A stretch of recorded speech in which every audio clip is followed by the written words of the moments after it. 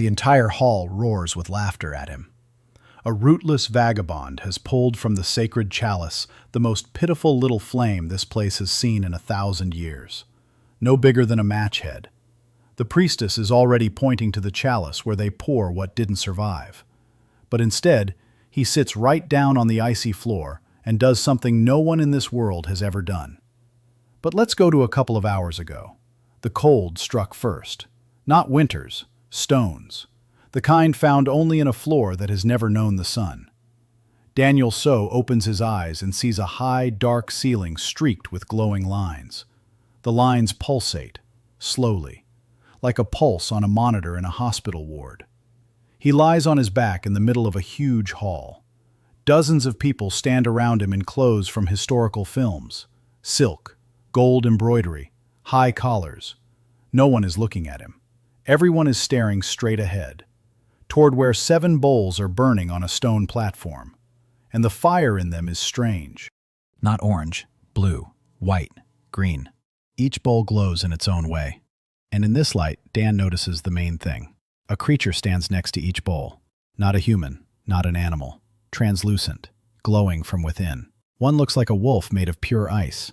Another like a bird with wings of lightning. He doesn't have time to make out the third. Someone kicks him in the side. Not hard, but it stings. Like someone kicking a stray dog. Dan turns his head. Standing over him is a guy about 17. A handsome face. His chin is jutted out. A spirit the size of a palm sits on his shoulder. A lizard made of blue flame. The guy mutters that all this trash is lying in the middle of the aisle, and he should get the hell to the back rows before they kick him out. Dan sits down. His head is spinning. He looks at his hands. His hands. The same fingers. The same calluses from endless hours and gloves. But the clothes are someone else's. A gray canvas shirt. Rough pants. Bare feet on the icy stone. And then he remembers the last thing. The screech of brakes, the weight of a stranger's child in his arms, a jolt, a blow, darkness, and now this, the hall, the bowls, the perfumes. He stands up, his legs won't obey him, like after a 30-hour shift, like after that night when he lost 2 and saved 1 and couldn't make it to the parking lot. His body remembers that feeling, but his brain is already working. He doesn't understand where he is, doesn't understand what's happening, but he knows how to function when nothing makes sense. 12 years in intensive care teach you one thing. Panic comes later. First, get your bearings. He looks around. The hall is huge. Hundreds of people are lining up at the bowls. Each one approaches, dips their hands into the fire, and a spirit rises from the flames. For some, it's bright and large. The crowd gasps. For others, it's dim and small. The crowd whispers. To the left, a girl in a snow-white dress dips her palms into a bowl of blue fire. A deer rises from the flames. Icy. Transparent, life-sized. Its antlers shimmer like crystal chandeliers. The hall erupts with applause. Someone shouts that the House of Arkwright has once again proven its bloodline. The girl smiles, coldly, casually, like someone who hears compliments every day and stopped believing them long ago. Dan memorizes her face. To the right, a boy of about 16 with trembling hands approaches the bowl. He lowers his palms. Nothing. 5 seconds. 10. The crowd begins to whisper. The boy turns pale. A tiny flame finally crawls out of the fire. Tiny, like a moth. Dim as a candle in a draft. The boy looks at it. The crowd is silent, and this silence is worse than laughter. A priestess in dark robes approaches and quietly says that Dom can submit a request for a repeat ritual in a year. The boy nods, and his face is like that. Dan knows that look. He saw it in the mother's eyes when he left the ICU and shook his head. The look of a person whose future has just been taken away. The line moves forward. Dan is pushed. He walks. Not because he understands where he's going. The crowd carries him along. He listens, catches snippets. The binding ritual, familiar. The thread of life, rank, contract. He doesn't know a single word, but he knows how to piece together a picture from fragments. 12 years in the hospital. A new patient every half hour. Read the situation, or you'll lose someone. And the picture comes together. Everyone in this world enters into a contract with a being. The spirit determines your place. A strong spirit, you're on top. A weak one, you're at the bottom. No spirit, you're nobody. The whole system, the whole world, one variable. Dana winces. He's seen this at home, too. Not with spirits, with money, with family names, with diplomas. Show me your rank, and I'll tell you what you're worth. Same machine, only here it glows. It's his turn. He stands before the last bowl in the row. The fire in it is dimmer than the others. The priestess looks him up and down. A gray shirt, bare feet, no coat of arms. She asks which house he's from. Dan replies that he's from none. The priestess blinks. Silence hangs in the air. A few people turn around. No house, no name, no coat of arms. Someone snorts. Someone whispers that vagabonds are now trying to get into the hall of the bond, too. The priestess hesitates. Then she says that the ritual is open to all born on the land of Rennava, and she has no right to refuse. Her voice is like that.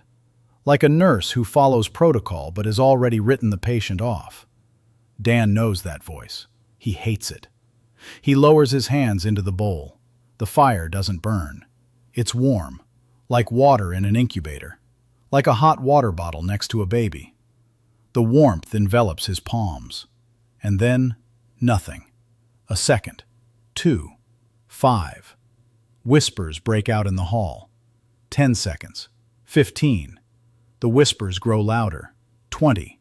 Someone laughs, quietly, then louder. Dan stands with his hands in the empty fire and feels the walls closing in. The laughter grows. And then he catches it. At the very bottom, beneath layers of fading heat, something twitches. Faintly. So faintly that anyone else would have missed it. But not him. For 12 years, his fingers have been searching for the pulse of creatures weighing 400 grams. He doesn't miss it. There's something down there. He reaches deeper. His fingers touch it.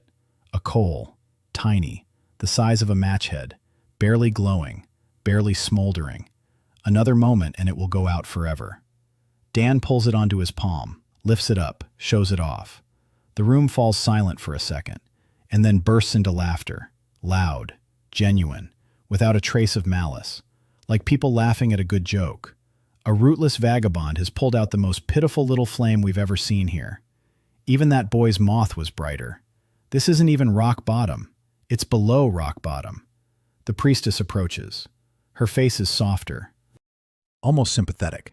She says it happens, that not every bond gives birth to a viable familiar. She points to the dark stone bowl in the corner, without fire. The bowl of return. That's where they pour what didn't survive. She says the remains should be placed there. It's more merciful, for both of them. Dan looks at the ember in his palms. The hall laughs. The priestess waits. The bowl of return is 3 steps away. And right here, the world stops.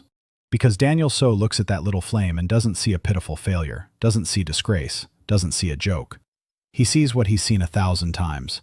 In the palm of his hand under a surgical lamp, in a graph at 3 in the morning. On the scales where the number starts at 0, small, weak, alive. Written off by everyone. He knows this silence. The silence when everyone around has already decided it's not worth even trying. He spent 12 years in it, and every time he responded the same way. Dan sits down. Right on the cold stone floor. In the middle of the Hall of Ties, in the midst of laughter and silk and expensive perfumes, he sits just as he used to sit by the incubator. He crosses his legs. He cups his hands around the ember, without squeezing, without pressing down, covering it, like the lid of an incubator. The priestess says he must carry it to the chalice. Dan doesn't turn his head. He looks at the little flame and does the one thing he does best in the world. He gives. Drop by drop. Warmth from his palms, from his breath, from something inside. Here they call it life force. He doesn't know the word, but he knows the feeling. That very one. When you sit by the incubator and hold your finger next to a tiny palm, and you just don't leave. The ember trembles. Once, weakly, like a first breath. Dan closes his eyes. He steadies his breath, and he begins to work. The laughter in the hall doesn't die down immediately, but it dies down. Because the homeless drifter on the floor is doing something no one here has ever seen. He doesn't pour out his power in a rush. He doesn't unleash a torrent. He gives it away bit by bit, rhythmically, like an I-5 drip, like artificial ventilation. A breath, a drop, a pause. Inhale, a drop, a pause. An hour. The hall is half empty. 2 hours. The priestesses whisper to each other. 3 hours. The ember hasn't gone out. It hasn't grown brighter, but it hasn't gone out. And that's already impossible, because a familiar of this level goes out in a minute, not in 3 hours, in a minute. Night falls over the hall. The lights in the large bowls have been dimmed. Only the priestesses on duty remain, and him, on the floor, with the ember in his palms. A drop, a pause, a breath. He feels his strength draining away, familiar, 30 hours without sleep. His hands go numb, his eyes grow heavy.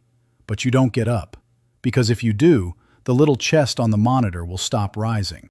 And you won't let that happen. By 4 o'clock, he can no longer feel his fingers. By 6, blood is running from his nose. He doesn't wipe it away. He can't take his hands away. By 8 o'clock, he starts talking, quietly, just like he used to in the incubator. Not to himself, to that little one at the bottom. He says he knows, that it hurts, that it's cold, that it seems easier to let go. But not today, not on his shift. He says, "Breathe, I'm with you." The ember flickers. For the second time tonight, a little stronger. Dan smiles. His teeth are stained with blood from a bitten lip, but he smiles, because he knows this moment, when a tiny body decides to live, when the curve on the monitor stops dropping and levels off. It's still early, still fragile, but the line is steady. At dawn, the priestess on duty comes to check. She expects to find a cold floor and dead ashes. She finds an exhausted man, pale, with blood on his face, with palms worn down to the flesh. And between his hands a coal burns, steadily, consistently, small, but alive. The priestess freezes. She has served in the Hall of Bonds for 40 years. She has seen thousands of contracts. She has never seen anything like this. A fading spirit. Not fueled by a rough infusion of power, not yanked out in a single pull. Nurtured, drop by drop, over the course of the night. She doesn't know that word, resuscitation, but she sees the result. The priestess asks what he did. Dan raises his eyes, clouded by sleeplessness, to her. He says nothing special, just didn't let him die. Then he loses consciousness, right on the floor, with a coal in his hands, and the coal is burning, smoothly, quietly. For the first time in 1,000 years, he woke up from the cold, a rock under his back again, the ceiling with glowing veins again. But the light is different. Daylight. Gray. Dan tried to sit up and almost fell back down. His body felt empty, drained to the last drop. He knew this state. After a 3-day shift, when you sleep 4 hours and wake up feeling worse than when you went to bed. His hands. He looked at his hands. His palms were bandaged with rough cloth. Blood seeped through the bandages. Between his palms, the ember. It was still burning. Dim, small, but steady. Dan exhaled. Right. The patient is stable. Now he could think. He looked around. This wasn't that hall. A small room, stone walls, a single narrow bed on which, for some reason, he wasn't lying. He was lying on the floor next to it. A wooden table, a pitcher of water. That was all. Dan reached for the pitcher. He drank longly, greedily. The water was cold and clear. His stomach growled so loudly that the echo bounced off the walls. He couldn't remember the last time he'd eaten, the last time in that life. He looked at the ember. It lay in his palm and flickered, quietly, rhythmically, like a neonatal monitor. Beep, pause. Beep, pause. Dan smirked. Even here in another world, with magical spirits in the palm of his hand, he was counting his pulse. A habit. The door opened. A priestess entered. Not the one who had been on duty that night. Another one, younger, with a tired face and dark circles under her eyes. She was carrying a tray, bread, porridge, something resembling dried meat. She set the tray on the table and said he was allowed to stay until evening. Then he had to leave the temple. Dan asked where he should go. The priestess shrugged. She said that the homeless without a home usually go to the lower city. There are flop houses there. If he's lucky, he can get hired as a dock worker or an apprentice. With a familiar like that. She looked at the ember. She didn't finish. She didn't need to. Dan ate, slowly, forcing himself not to rush. Like after a fast. You can't eat too fast. His stomach wouldn't handle it. Between bites, he thought. Facts. First, he's dead in his own world. That can't be undone. Second, he's alive in this world. For now, at least. Third, he has no money, no home, no name, no connections, no understanding of local laws and customs. Fourth, he has a familiar, the weakest possible. Fifth, he is the only one in this world who knows how to care for the dying. Sixth, in this world, there are dying spirits. Many. He chewed the last piece of bread, wiped his lips, looked at the ember. Point 6. That's what to latch onto. He stepped out of the room into the corridor. The temple was enormous. High arches, stone columns, bas-reliefs on the walls. Spirits, people, chalices, battles. He walked and looked. Priestesses and priests passed by. No one paid any attention. Gray robes, no coat of arms, invisible. He stepped out onto the gallery. Below, the temple's inner courtyard opened up. And there Dan saw what made him stop. The courtyard was full, but not of people, of spirits. Dozens of familiars, small, dull. They were kept in stone niches along the walls, like in. He swallowed. Like in an orphanage. No, worse, like in a holding tank. The spirits lay motionless. Some flickered, faintly, dying out. Some didn't flicker at all. A priestess with a long scroll walked near the niches. She approached each niche, looked, made a note, moved on. Dan watched. The priestess reached the niche at the far end. There lay a spirit, small, like a butterfly. One wing smoldered dimly. The other had already gone out. The priestess paused. She made a note. She called over her assistant. Together, they carefully lifted the fading butterfly and carried it to the familiar stone bowl in the corner of the courtyard. Dark, without fire. The bowl of return. Dan gripped the railing. They're writing her off.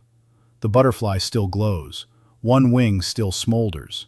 She's still alive, and they're carrying her to it. He knew it. Knew it all too well. Protocol. When metrics fall below the threshold. When resources are limited. When someone up there decides it's unprofitable, protocol says to shut it down. He hated protocol. Dan went down to the courtyard. Quickly. The priestess with the butterfly was already at the very edge of the bowl. He called out to her. She turned around. Her face was surprised. Then she recognized the gray shirt and bare feet.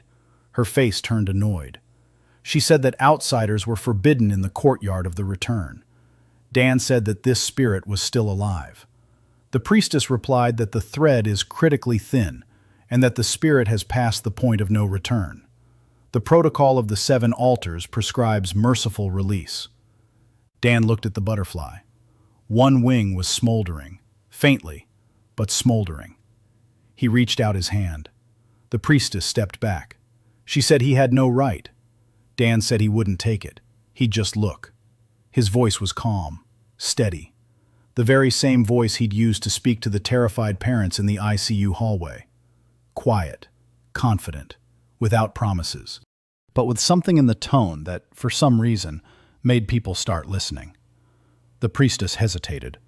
Then she let him. Dan carefully picked up the butterfly. He placed it in his palm next to the ember. The ember flickered. Once. The butterfly flinched. Dan froze. Interesting. He brought his palm closer to his face. He watched. Here was a smoldering wing. Here was one that had gone out. And between them, a thread, the thinnest glowing line. He saw it, not even with his eyes, with something else. The same thing with which he felt the ember's pulse at night through the stone-cold bowl. The thread was frayed, but not broken. It was still holding on, like an artery that had been pinched but not tied off. Blood was still flowing. The heart was still beating. But if he didn't act in the next few minutes, Dan acted.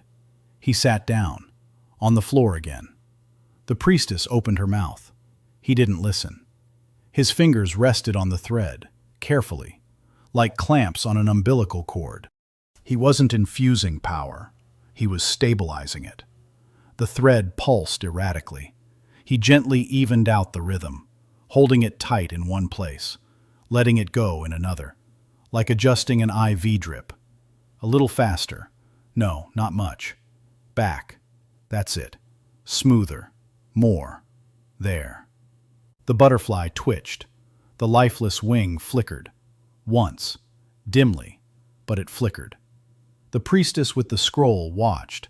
Her mouth was open. The assistant behind her dropped her stylus. Dan didn't see them. He saw only the thread, only the rhythm, only the tiny creature in his palm that was deciding whether he would live or not. 5 minutes. The thread had straightened out, not perfectly, but steadily. The butterfly lay on his palm. Both wings were glowing, dimly, but both. Dan exhaled. He raised his head. The priestess looked at him like that. The way a nurse looks when a new doctor does something impossible and then stands up and says it's standard procedure. Dan stood up. Carefully placed the butterfly back in the niche. Said she needed rest. No sudden infusions of power. No return. The thread is fragile, but it's holding. They need to monitor the rhythm of the pulsation. If the second wing starts to fade again, let them call him. He turned and walked toward the exit. The priestess with the scroll watched him go. Then she looked at the butterfly, then at the chalice of return, then back at the butterfly, and slowly crossed out a note in the scroll. Dan left the courtyard. The ember in his palm burned steadily, warm, like a little hot water bottle, as if it were saying, "Thank you," or maybe, "Good job." Dan walked down the temple corridor and thought, Point 6 confirmed. He can do what no one else in this world can. He can nurse spirits back to health. The question is, who needs that, and how much it costs? And how many people will want to kill him when they find out? He left the temple. The city of Rennava opened up before him. Huge, noisy, stone streets, tall spires, spirits everywhere. On his shoulders, in his hands, at his feet, big and small, bright and dim, a world built on the power of bound beings, a world in which he was a nobody, barefoot, hungry, with a coal in his hands. But for the first time since his awakening, Daniel So felt something resembling confidence. He didn't know this world, didn't know its rules, didn't know its dangers, but he knew one thing. There were those here who needed help, and he was the one who knew how to give it. That was enough, for a start. The lower city was a different world, not the world up above, where there was silk and ice deer and golden crests. Here, the stone was gray, the streets were narrow, the spirits were small, mice from the dim light, beetles with barely glowing shells, moths that would go out if you blew on them. Dan walked down the street and counted, a habit. Out of every 10 people, 3 had spirits that flickered unsteadily. 1 in 10 had a spirit so dim it blended into the shadows. Every third house had a faded symbol above the door. A cross. No, not a cross.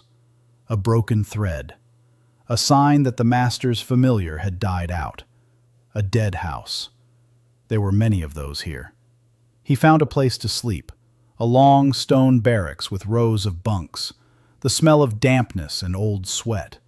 The caretaker looked at him and said the night would cost 2 copper coins. Dan said he had no money. The caretaker said there was a shed behind the bathhouse. It wasn't heated, but it had a roof. The shed turned out to be a stone storage room, 2 by 3 paces. But it really did have a roof. Dan lay down on the straw. The coal lay next to him. It was burning. Quietly. Steadily. Dan closed his eyes and fell asleep instantly. He woke up to a scream. Night. Dark. The scream came from the street. A woman's. Dan peeked out. A girl was standing in the alley across the way. young. Her clothes were simple but clean, not from the lower city. Next to her on the ground lay a spirit, a small fox made of red flame. The fox didn't move. The glow was fading before his eyes, like a burning wick. The girl was kneeling and doing what everyone in this world did, pouring in power, in a rush, in a torrent, a lot all at once. The fox didn't revive from it. It was fading faster. Dan came out of the shed. He approached. The girl raised her head. Her eyes were red. Her face was wet. She told him not to come closer, that it was her familiar, that she could handle it herself. Dan crouched down beside her. He looked at the fox. There was a thread. He could see it. Thin, torn, overloaded. The girl was pouring power into it like from a fire hose, and the thread was as thin as a hair. The hose was tearing it even further. Classic. Dan had seen this 100 times. Parents who, out of terror, make things worse, shaking the child, yelling at him, shoving their fox down her throat, when all they need to do is, stop. He told her to stop. His voice was steady, calm. She said he didn't understand, that Kumi was dying, that she needed more power. Dan said Kumi was dying precisely because they were giving her too much power. The girl froze. She looked at him, as if he were crazy. He said he'd explain later, but right now she needed to take her hands off the familiar. Right now, immediately. Something in his voice, that very note. The note of a doctor who doesn't ask but states a fact. The girl took her hands away. Dan placed his. Carefully. A thread. He found it. Thinner than a butterfly's, but still intact. Not yet torn. He began. Microdoses. Not of his own power this time.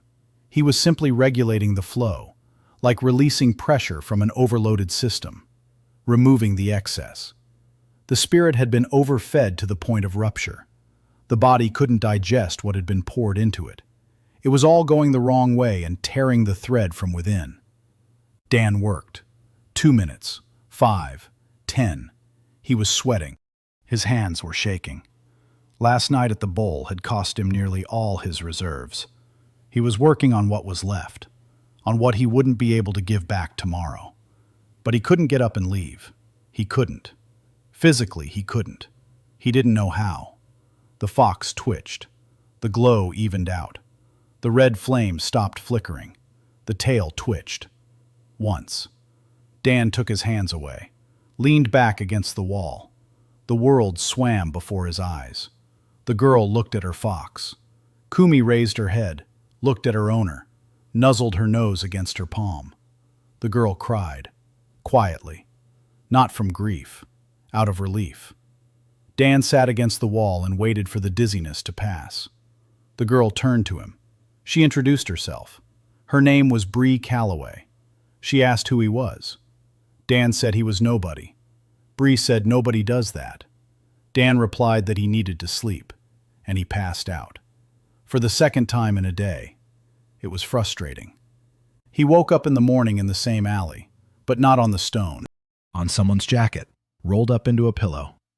Breakfast was standing nearby. Bread, cheese, a flask of water, and a note, scratched onto a scrap of leather.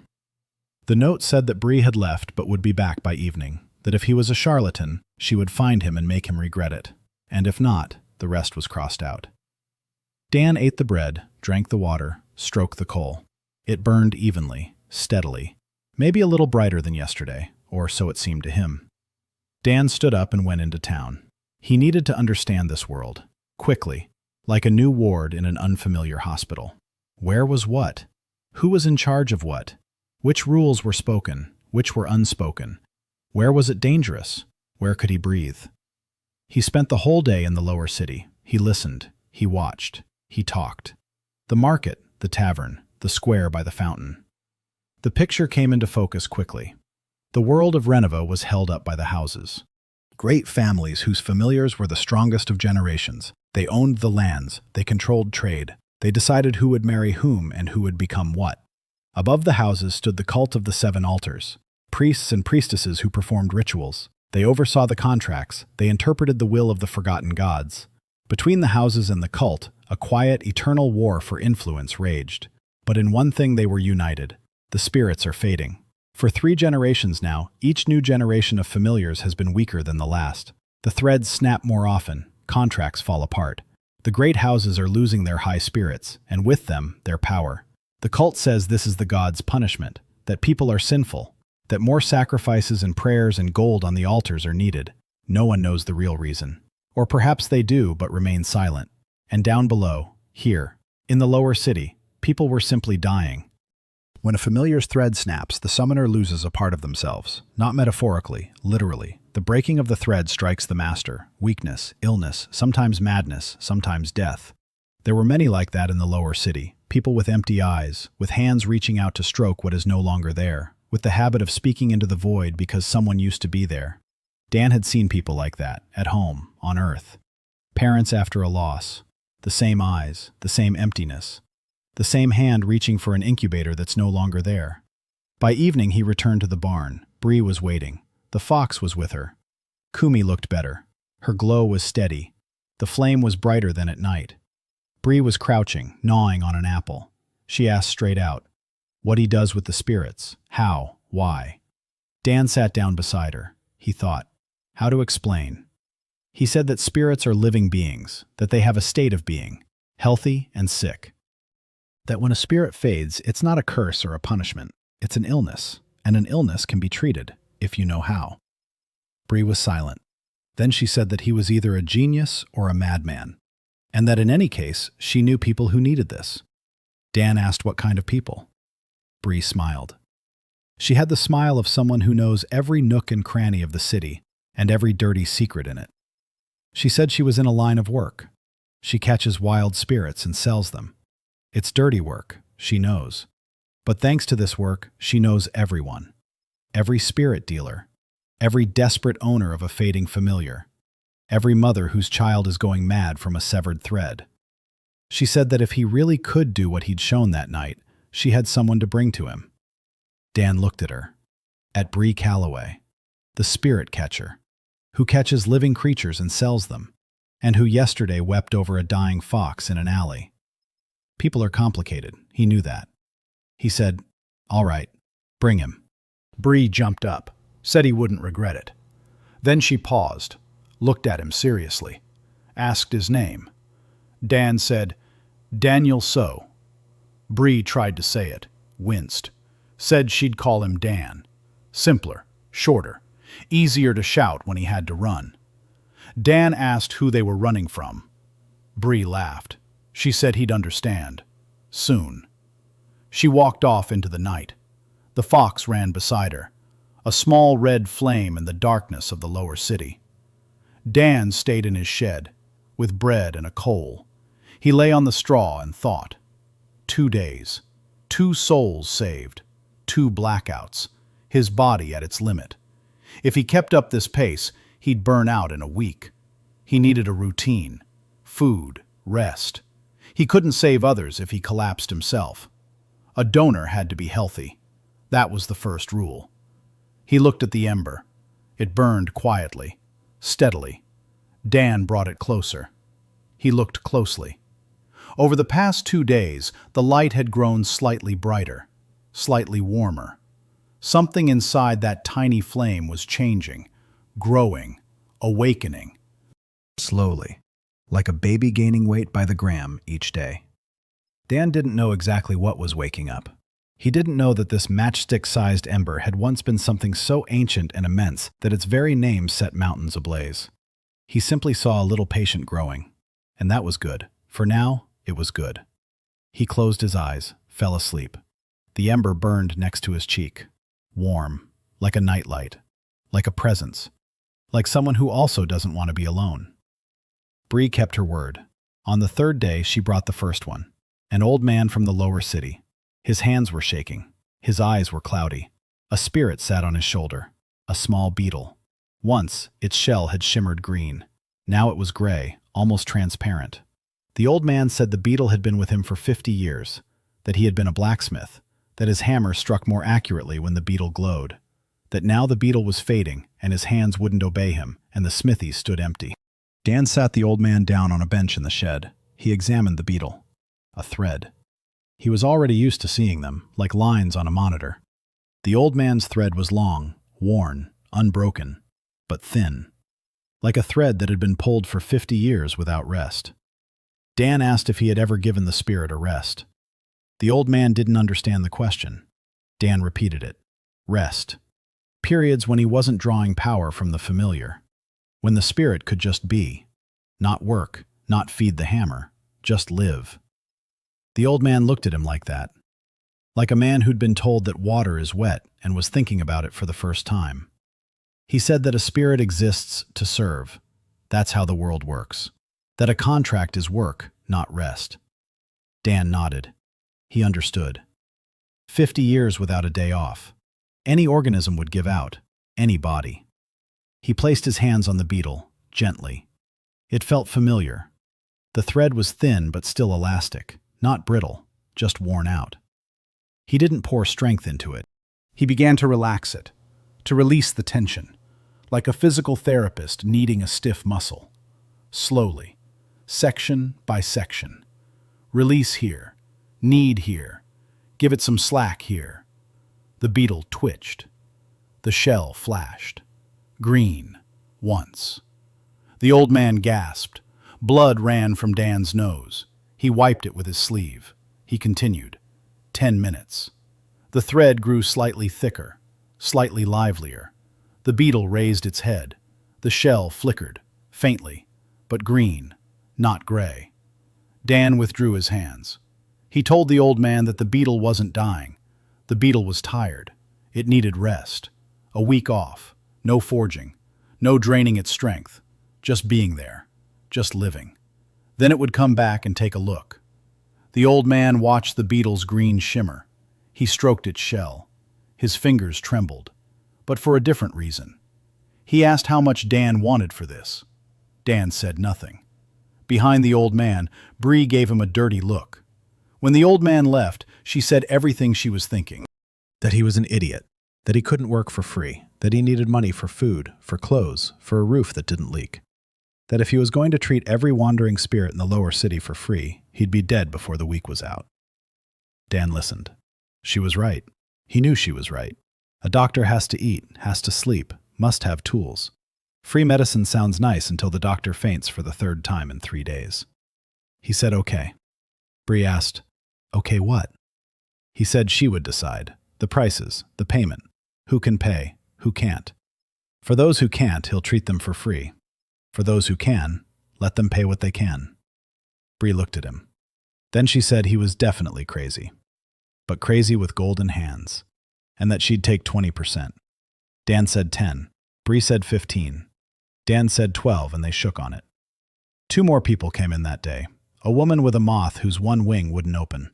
A boy of about 12 with a fish made of a dull blue light. The fish swam in the air beside him, slowly, as if in thick oil.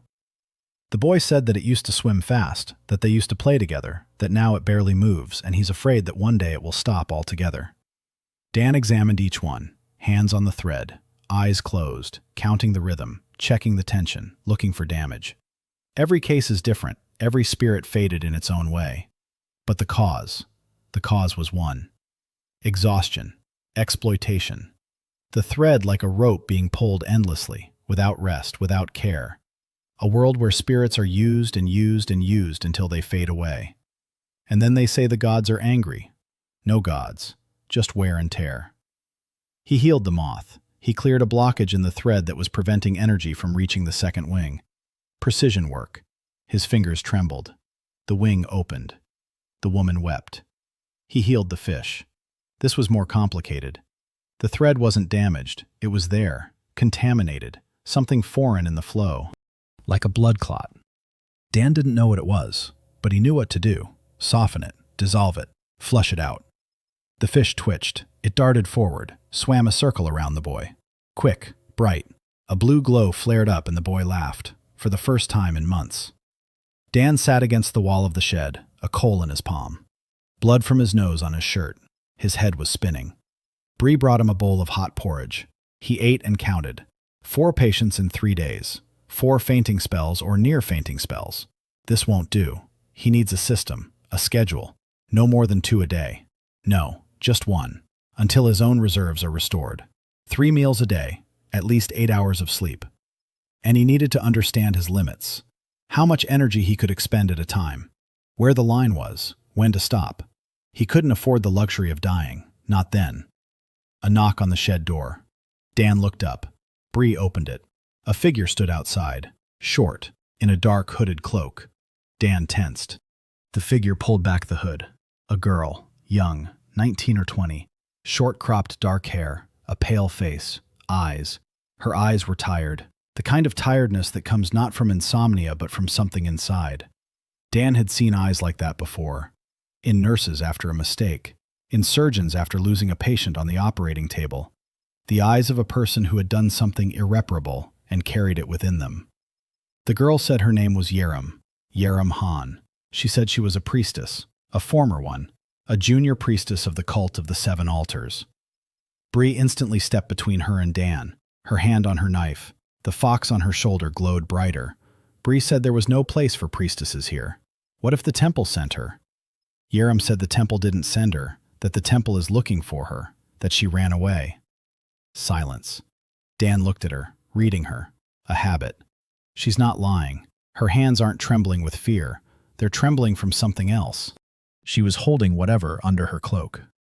Gently, like a child. Yedem slowly pulled her hands out from under her cloak. A spirit lay in her palms. A tiny bird, a swallow of white light. One wing was broken. The glow was fading. The bird didn't move. Yedem said it wasn't her familiar.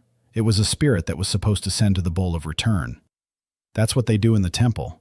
When a spirit fades, they don't heal it. They let it go. So they say. They let it go. In reality. She fell silent. Her face twitched. Then she continued. In reality, they finish them off. They don't let them go to the gods. They finish them off. The priestesses sever the last thread and drain the remaining energy into the altar bowls. This is not mercy. This is a harvest. She learned this 3 days ago, when she saw it with her own eyes. The swallow in her hands was the last straw.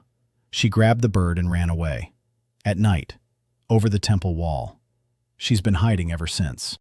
She heard from someone in the lower city that there is a man who heals spirits. A man without a clan, with a coal in his hands. Dan looked at the swallow. Its wing was broken. The thread wasn't torn, but twisted. Like a tourniquet that had been tightened too much. They were preparing to drain its energy. They started the procedure but didn't finish because Urim took the bird away first. He held out his hands. Urim handed him the swallow, carefully.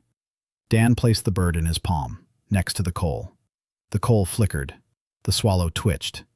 Again. Just like with the butterfly. His familiar was reacting to other spirits. Interesting. Later. Right now the patient. He began to work. Unravel the bundle, carefully. The thread was twisted in 3 places. He worked on each one, slowly, removing one twist at a time, like unwinding a tight bandage from burned skin. Don't yank. Don't tear. Millimeter by millimeter. Time passed. Bree stood by the door and watched.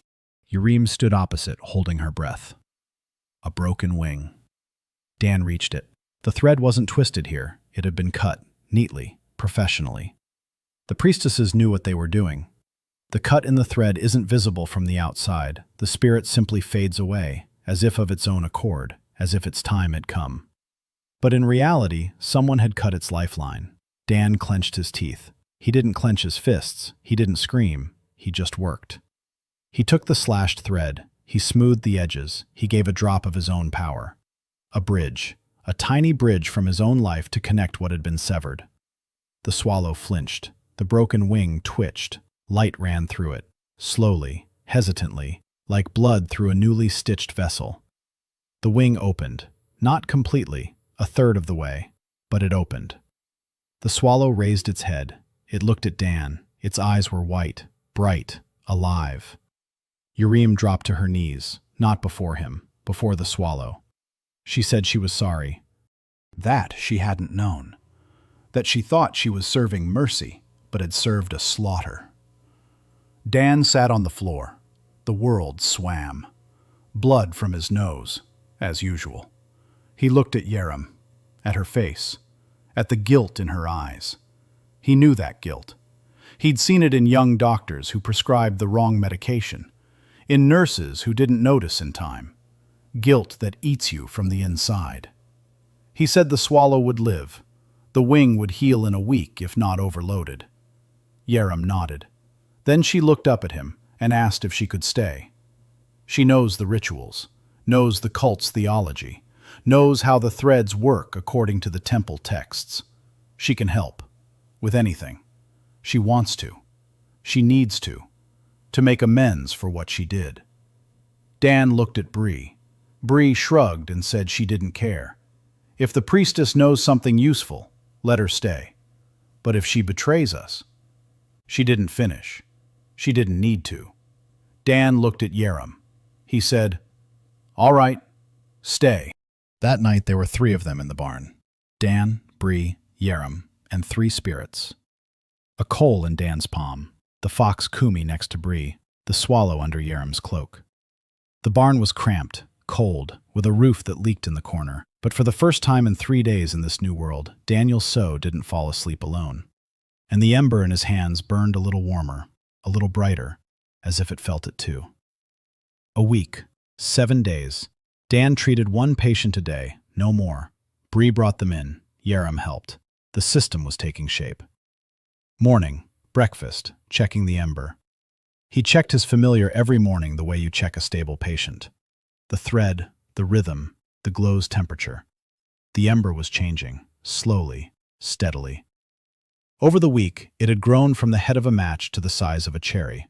The glow had grown warmer, deeper. Sometimes Dan felt he saw something inside the flame. An outline, not a shape, a hint of a shape, like a shadow behind a curtain. Then it vanished. After examining the ember. Patient of the day. Bree was selecting. 1. The hardest case. The rest waited in line. There was already a line. By the 3rd day of the week, 5 people were sitting by the shed in the morning. By the 5th, 10. The rumor spread, quietly, in whispers, throughout Lower City. There is a man without a home, with a coal in his hands.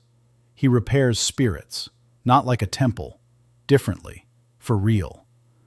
Dan had seen all sorts of things. An old dog from the brown light with a crack in the thread as long as a palm. A cat from the silver mist whose blockage was cutting off the flow of energy to its hind legs.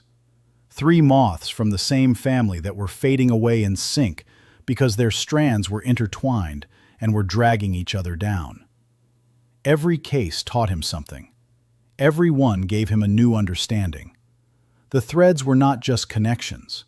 They were organisms, living systems, with their own rhythm, their own logic, their own diseases. And he learned to read them, faster with each passing day. Harem helped. She knew the theory, the temple texts about the threads, about the ranks, about the nature of familiars. Half of what she knew was useless religious rubbish, but the other half, priceless. She said that according to the texts, a thread consists of 3 layers: the outer, the connection to the caster; the middle, the connection to the element; the inner, the core of the spirit, its essence. When the temple finishes off a spirit, they tear open the outer layer. The middle layer collapses on its own. The inner layer is drained into the altar. Dan listened and translated it into his own language. The outer layer is the peripheral nervous system. The middle layer is the organs. The inner layer is the brain, the heart, the core. When he healed, he worked with the outer layer. He repaired the connection. He restored the flow. But the inner layer, he didn't touch it. He didn't meddle. He didn't know how. For now. Harem showed him the temple gestures for working with the thread. Rough, clumsy, like surgery with an axe. But the basic mechanics were correct. Dan adapted them, removed the excess, added precision, added something that wasn't in any of the temple texts: patience. By the end of the week, Bree brought the money. She counted it out in front of him. Not much, but enough to rent a room instead of a shed. 1 room for 3 people. Small, but with a door that locks, with a stove, with a window.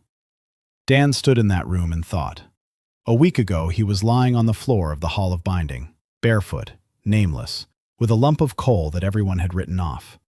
Now he had a roof over his head, food, 2 people who were helping him, a line of patience, and a spirit that was growing. Good. So far, so good.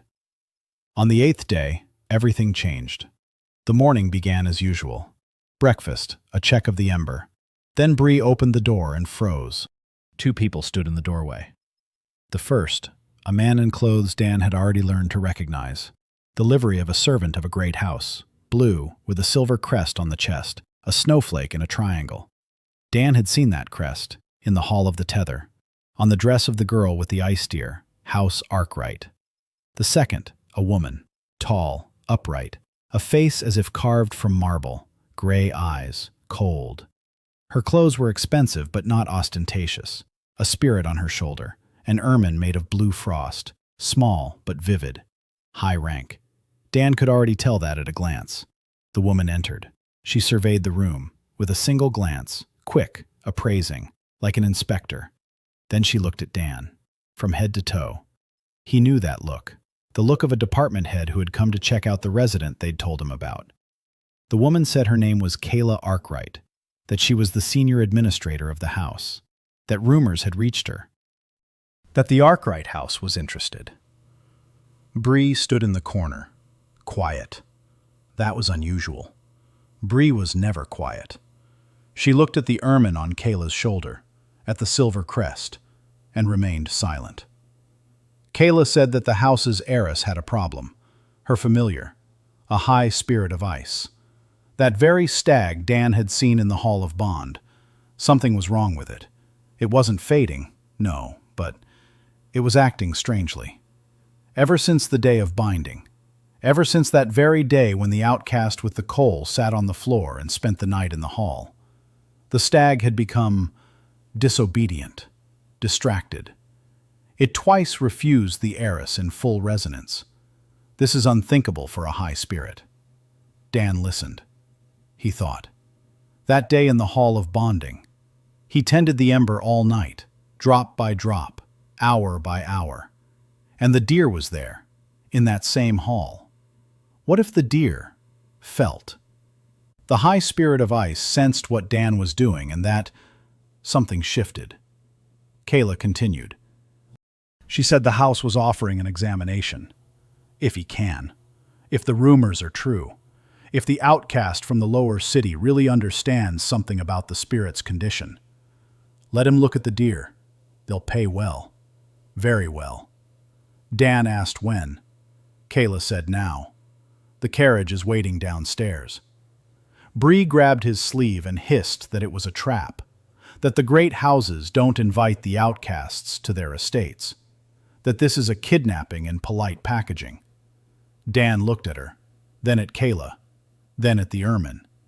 The ermine on Kayla's shoulder was looking at the ember in Dan's hands, and Dan saw it.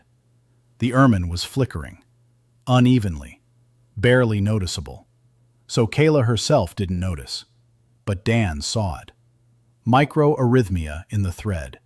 Not dangerous, not yet, but in a year, 2, the ermine would start to fade, and Kayla wouldn't even know why. Dan said, "Let's go." Bree rolled her eyes and said she was coming with him. The carriage was black and silver, drawn by horses whose nostrils were steaming even on a warm day. The lower city was quickly left behind. The streets grew wider, the houses taller, the scents sharper. They were heading to the upper city. Dan looked out the window and memorized everything, every turn, every landmark, just in case Bree was right and they had to run.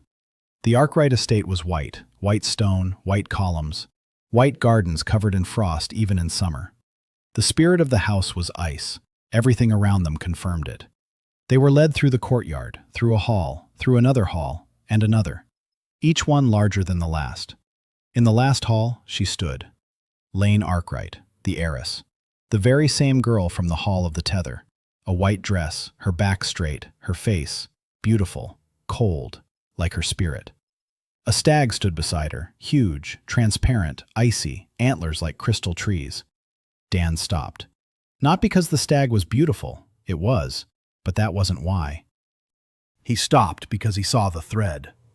The thread between Lane and the stag was thick, powerful, bright, like a rope of liquid silver, the highest spirit, the highest connection.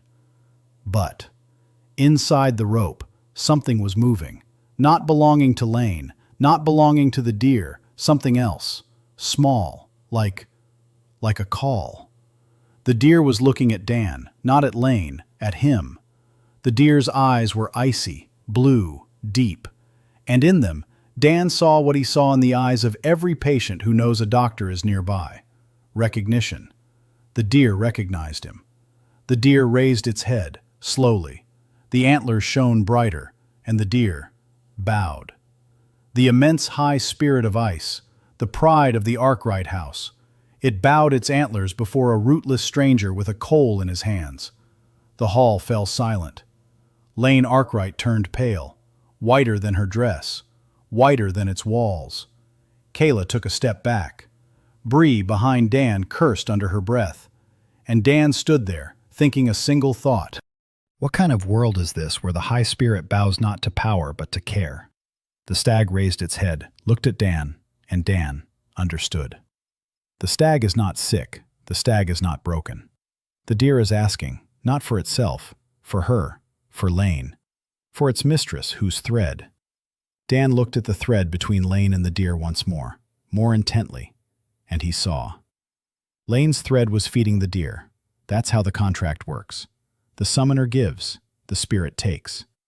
But Lane was giving too much, not because she wanted to, because that's how she was taught, from childhood. More, even more, stronger, rank, power, the pride of the house. She poured so much into the stag that it could no longer contain it, and the excess flowed back through the thread, poisoning it, slowly, imperceptibly. The stag was choking on his mistress's power and couldn't tell her about it, because Lane wasn't listening. She didn't know how to listen. She had been taught to command, not to hear. The stag wasn't disobedient. The stag was suffocating. And the only thing he could do was ask for help, from the only person in this hall who knew how to listen. Dan turned to Lane. She was looking at him. Her eyes were gray, icy. Her lips were pressed together. She had just seen her highest spirit, her pride, her proof that she was worth something, bow down before a beggar. She was furious. Dan saw it. And beneath the rage, fear. A wild, animal fear, that she was losing the only thing she had. Dan said the stag needed rest. Lane replied that the stag was a high spirit and didn't need rest. Dan said that every living creature needed rest. Lane said he was a nobody and had no dare tell her what to do with her familiar. Dan said that her familiar was drowning in the power she was pouring into him, that the deer wasn't rebelling, the deer was choking, that if she didn't stop, in a year the thread would snap from overload, not from weakness, from too much power. The room fell silent. So silent, you could hear on the columns. Lane stood, pale, motionless. The stag stood beside her, silent. Kayla looked at Dan. Her ermine flickered on her shoulder, unevenly. Dan turned to her and said that her ermine had microarrhythmia in the thread. Not critical yet, but she should reduce her workload. Kayla flinched. Her hand rose involuntarily and touched the ermine. It nuzzled her palm. Lane looked at Dan, and Dan saw war in her eyes, pride against fear, contempt against hope. She didn't know what to do. No one in her life had ever told her that she could harm her own spirit, that power could be poison, that love without listening is violence. She didn't know those words, but the deer knew. The deer stood and looked at her, quietly, patiently, the way someone looks who has waited a very long time. Dan said he'd be back tomorrow, that he'd show her how to slow the flow, how to listen to the deer, how to let it breathe, if she wanted to. Lane didn't answer. She stood and looked at her deer, and in her icy gray eyes, for the first time in 20 years, something stirred. Kayla walked them to the carriage, silently. As a farewell, she said one thing, that the heiress would decide in the morning. Whatever she decided, the house would pay for the visit. Dan nodded. In the carriage, Bree looked at him, for a long time. Then she said he was crazy, that he had just told the heiress of the great house that she was killing her spirit, in her own hall, in front of her own stewardess. Dan replied that he had spoken the truth. Bree paused and said that the truth kills faster than a lie. They returned to the room. Harem was waiting with dinner. She listened. She turned pale. Then she thought for a moment and said that according to the temple texts, higher spirits never bowed to anyone lower than themselves in rank. That Dan's ember had no rank at all. That it was a paradox. Or his ember wasn't what it seemed. Dan looked at the ember. It was burning in his palm. Quiet. Warm. The size of a cherry. Small. Faint. Written off by everyone. But a higher spirit had bowed before it. There was something in that ember greater than rank. Greater than light. Something that made even a proud stag lower its head and ask. Dan didn't know what. Not yet. He covered the ember with his palms, just like on the first night, and said quietly, "Grow. I'll wait." Lane Arkwright came on her own, without a carriage, without servants, without Kayla. On the third day after Dan's visit to the estate, morning, Dan was sitting on the floor of the room, working with the ember. A daily ritual, a microdose of power, checking the thread. The ember was already the size of an apricot. Inside the flame, the shadow became clearer. An outline, something curled up, sleeping, like an embryo in a cocoon of fire. Dan didn't rush it. Patience. A knock at the door. Bree opened it. She saw. She froze. Lane stood in the doorway. Simple clothes. Not a white dress. A gray traveling cloak. A hood. No coat of arms. No retinue. She had come in secret. Bree stepped aside. Not because she respected her. Because she saw her face. Lane Arkwright hadn't slept for 3 days. It was obvious. Dark circles under her eyes, a pallor that this time came not from her lineage, but from sleeplessness. Dry lips, hands clenched into fists. She entered, looked at Dan, at his coal, at the room, at the crack in the ceiling, at Harem in the corner with the swallow, at Bree with the fox, at all this squalor in which the man before whom her High One had bowed lived, and she said one word. "Show me." Dan stood up. He asked where the deer was. Lane said it was waiting outside. She couldn't bring the High One into the lower city openly. It would be a scandal. But the stag refused to stay at the estate. For the first time in the entire history of the contract, he disobeyed an order. He followed her, across the entire city, undercover, because he was coming here, to him. They went out. Around the corner, in the shadows between the houses, stood the stag, huge, transparent, antlers like winter trees. He was covered in something like a veil of dim light, camouflage, poor. Half of Lower City must have seen him. The stag saw Dan. It raised its head, and again, slowly, heavily. It lowered its antlers. Lane watched. Her jaw was clenched so tightly that the muscles on her cheekbones stood out. Dan approached the deer. He placed his hand on its neck. Icy, smooth, like glass. But beneath the surface, a pulse. He could feel it. A thread, a powerful.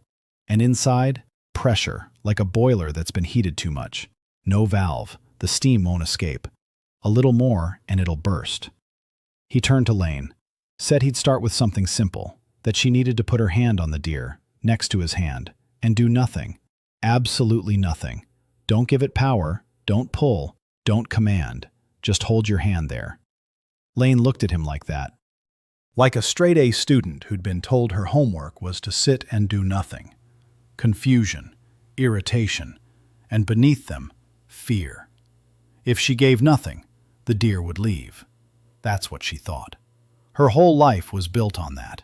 Give more, stronger. Otherwise, you're not needed. She put her hand down. Nothing happened. The deer stood. Dan stood. Lane stood. A minute. 2.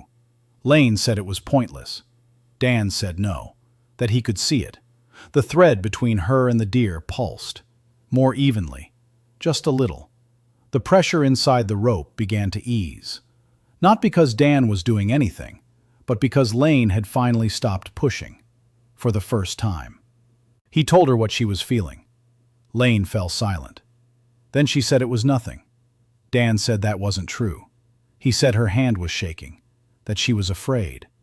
That her whole life she'd been afraid that if she stopped being strong, if she stopped giving, the deer would disappear. The spirit would leave.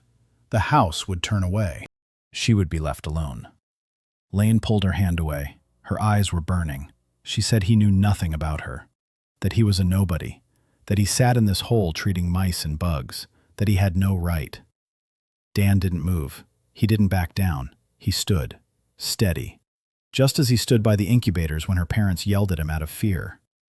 They aren't angry with you. They're afraid. He said she was right, that he knew nothing about her, but he knew her deer, and the deer was suffocating, and if she wanted to save it, she'd have to learn one thing. Lane asked what? Dan said, "Be silent and listen." Lane stood there. The deer stood beside her, looking at her, quietly, patiently, as always.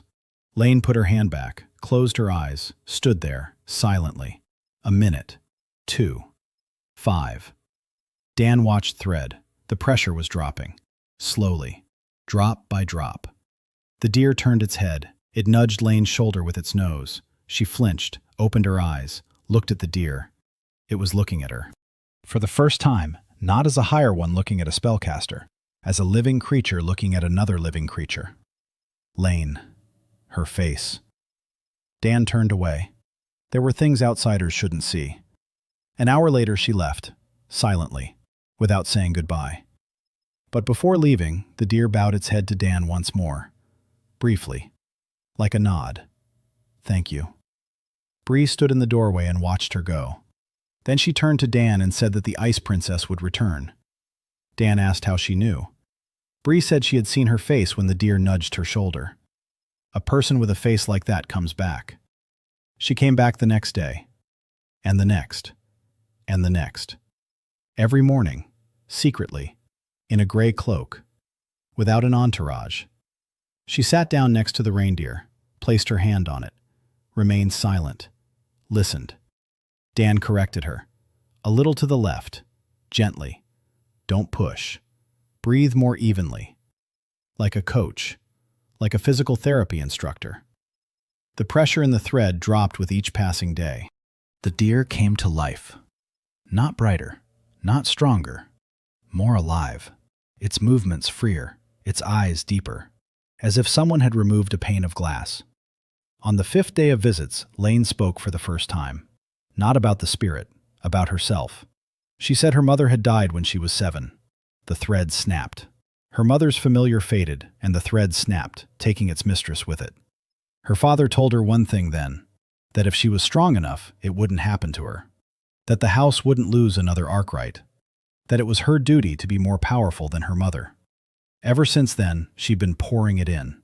Every day, every hour. More power. Even more. So the stag wouldn't fade. So the thread wouldn't snap. So she wouldn't end up like Mom. 15 years. Every day. Fear wrapped in strength and called duty. Dan listened. He didn't interrupt. She finished. Silence. The deer stood nearby. Quiet. Dan said her mother hadn't died from weakness. That the thread doesn't break because there isn't enough strength. That the thread breaks when the connection is sick, when something is wrong with it. And that pouring strength into a sick connection is like giving water to a drowning person. Lane was silent for a long time. Then she asked if he could examine the deer's thread in its entirety. Full examination. Dan said he could, but it would take time, and strength, and trust. She would have to let him inside the bond. It was intimate. In this world, a spellcaster doesn't let anyone into their thread. It's like opening your chest to a stranger. Lane looked at him for a long time. Gray eyes, cold, but beneath the cold, a decision. She said, "Okay." Dan placed one hand on the deer, the other on Lane's shoulder. He closed his eyes and entered the thread. It was, he couldn't describe it, a stream, a river, no, an ocean. The thread of the higher spirit was not a rope. It was a whole world, currents, depths, layers. The outer layer, the connection with Lane. Everything here was overloaded. Pressure. Streams of power crashing against the walls like water in an overflowing pipe. He moved deeper. The middle layer. The connection with the element. Ice. Cold. Ancient. Powerful. It was here. Beautiful. If only he could have stayed. But he went further. The inner layer. the core, and here he stopped, because he saw it. Right at the center of the thread, in the deer's core, where its essence should be, its beginning, there was a shard, small, dull, like his ember, only icy, frozen, sleeping, not belonging to the deer, embedded in it, like a bullet in flesh, like a shard of something huge stuck in something small. Dan opened his eyes, pale. His hands were shaking. Lane was looking at him. She sensed he had found something. She asked what was there. Dan was silent, thinking. A shard in the core of the higher spirit, like his ember.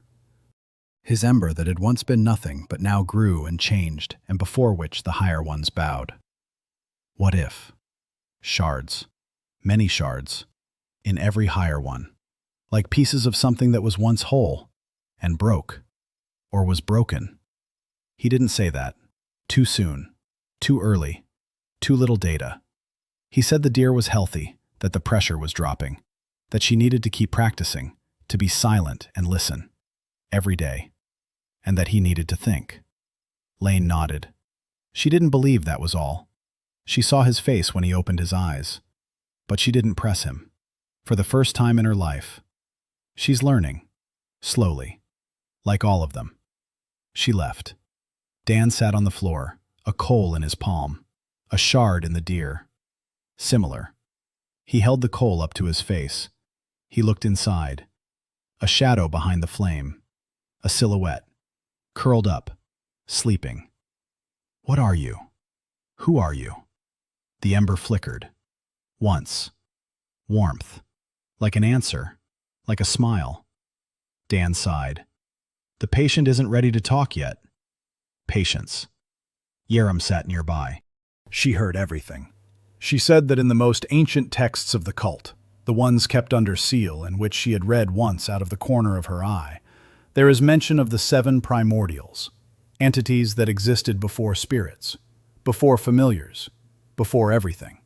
The 7 primordials, 7 elements, 7 beginnings. The text said they perished at the dawn of time, burned to give the world magic. Dan asked, what if they didn't burn? Harem turned pale. If they didn't burn then, everything the cult says about the nature of spirits and fading and God's punishment, everything, a lie. Dan said, or a mistake. Harem shook her head and said that the high priestesses don't make mistakes. They lie, and they kill to keep the lie alive. She saw it, with her own eyes. Dan nodded. Silence. Bree came in from the street, her face tense.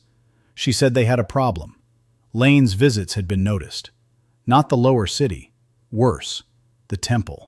A junior priestess of the third altar had come to the market and asked about the rootless spirit healer. In detail. With a description of his appearance. Bree said the priestess had been polite and smiling, and that was what was most terrifying of all. Dan looked at Harem. Harem turned even paler.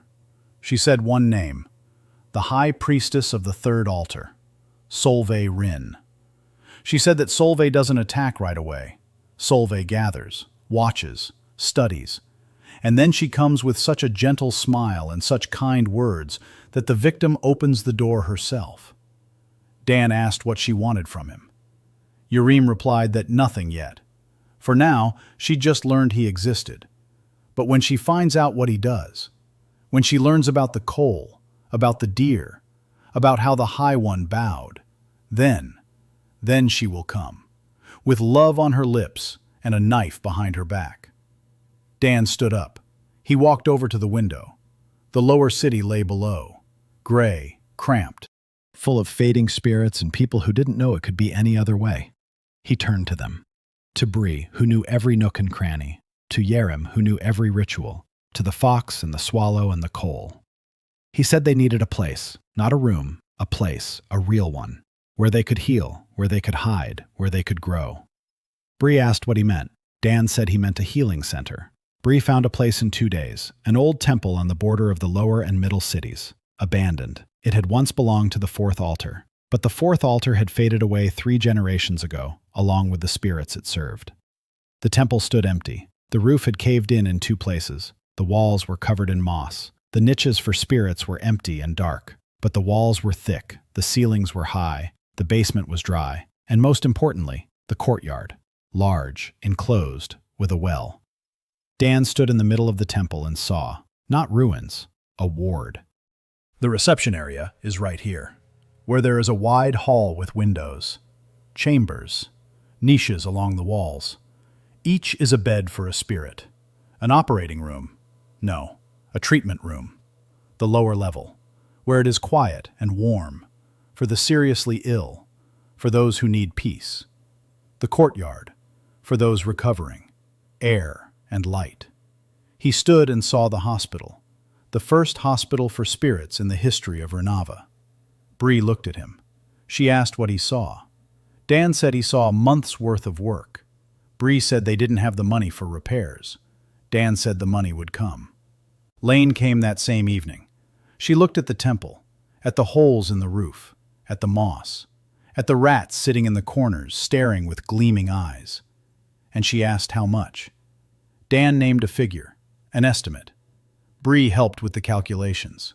Materials, labor, food for a month. Lane didn't bat an eye. She said the money would be there in the morning, and she added that it wasn't a gift.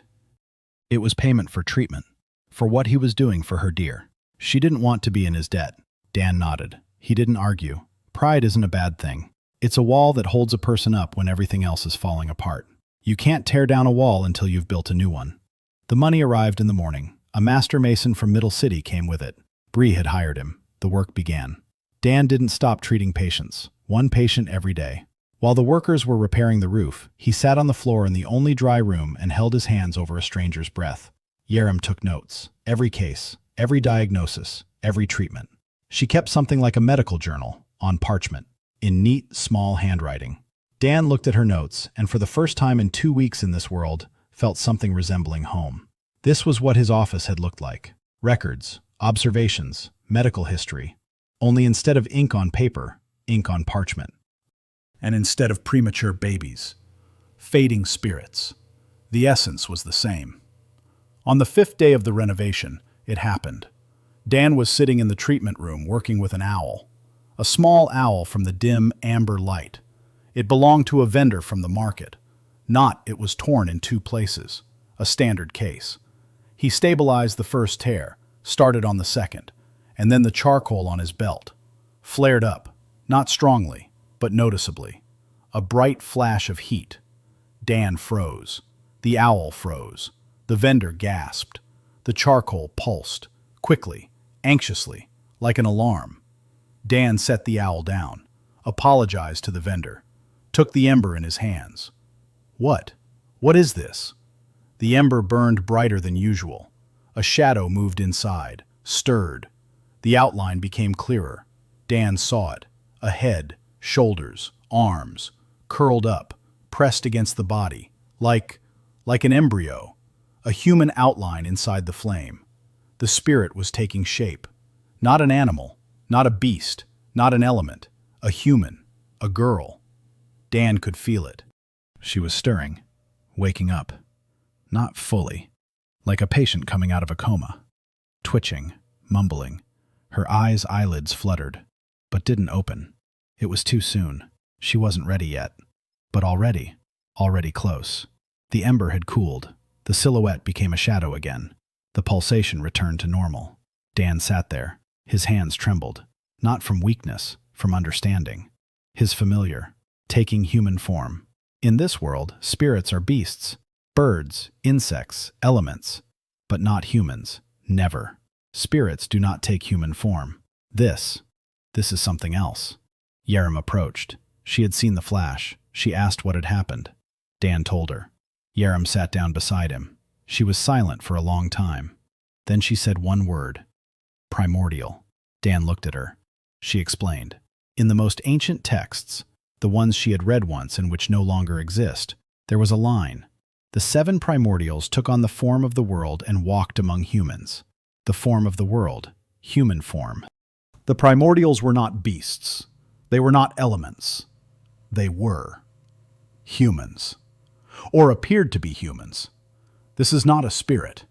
This is a primordial. Silence. Dan looked at the ember, at the apricot flame, at the shadow inside that a minute ago had been a girl. He was nursing a god. No, a goddess. No, something even older than the gods. He was nursing a being that had once given birth to fire, and she was calling him. From beyond the edge of the worlds, at the moment of his death, she called the one who never abandons the dying.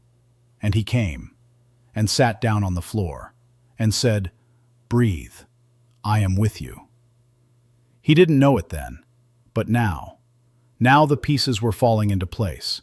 A transfer, not a coincidence, not a calling, a challenge. The most desperate challenge in history. The patient called the doctor. Across worlds, across death. Dan closed his eyes, exhaled, opened them, looked at the ember, and said quietly, "I'm here. I'm not going anywhere. Keep growing. I'll wait as long as it takes." The ember flickered, warm, trusting, like a baby clutching the doctor's finger and not letting go. The work continued. The repairs were underway. The roof was patched. The walls were cleaned. The niches were fitted with soft bedding made of fabric soaked in herbal infusions. Harem knew which herbs soothed the spirits. Temple knowledge, finally useful. Bree had dragged them in from somewhere. Dan didn't ask where. 10 lanterns, a table, 6 chairs, a set of priestesses' tools, tweezers for the threads, clamps, crystal needles. Dan looked at the tools. Rough, heavy, like 17th century surgical instruments, but better than bare hands. He'll adapt. The first patients in the new place, 3 on the first day, recurred. He could have done more. His strength had returned. The regimen was working. 3 meals a day, 8 hours of sleep. The ember fueled him. A feedback loop. He fed the spirit fed him. The thread between them grew stronger, thicker, warmer, like the bond between mother and child, like an attachment that grows from nights spent side by side. By the end of the week, the temple looked different. Not ruins, not a hospital, something in between. A place, with a door, with a roof, with niches where recovering spirits lay. A butterfly from the courtyard of return. The priestess registrar brought it herself. She came at night, secretly.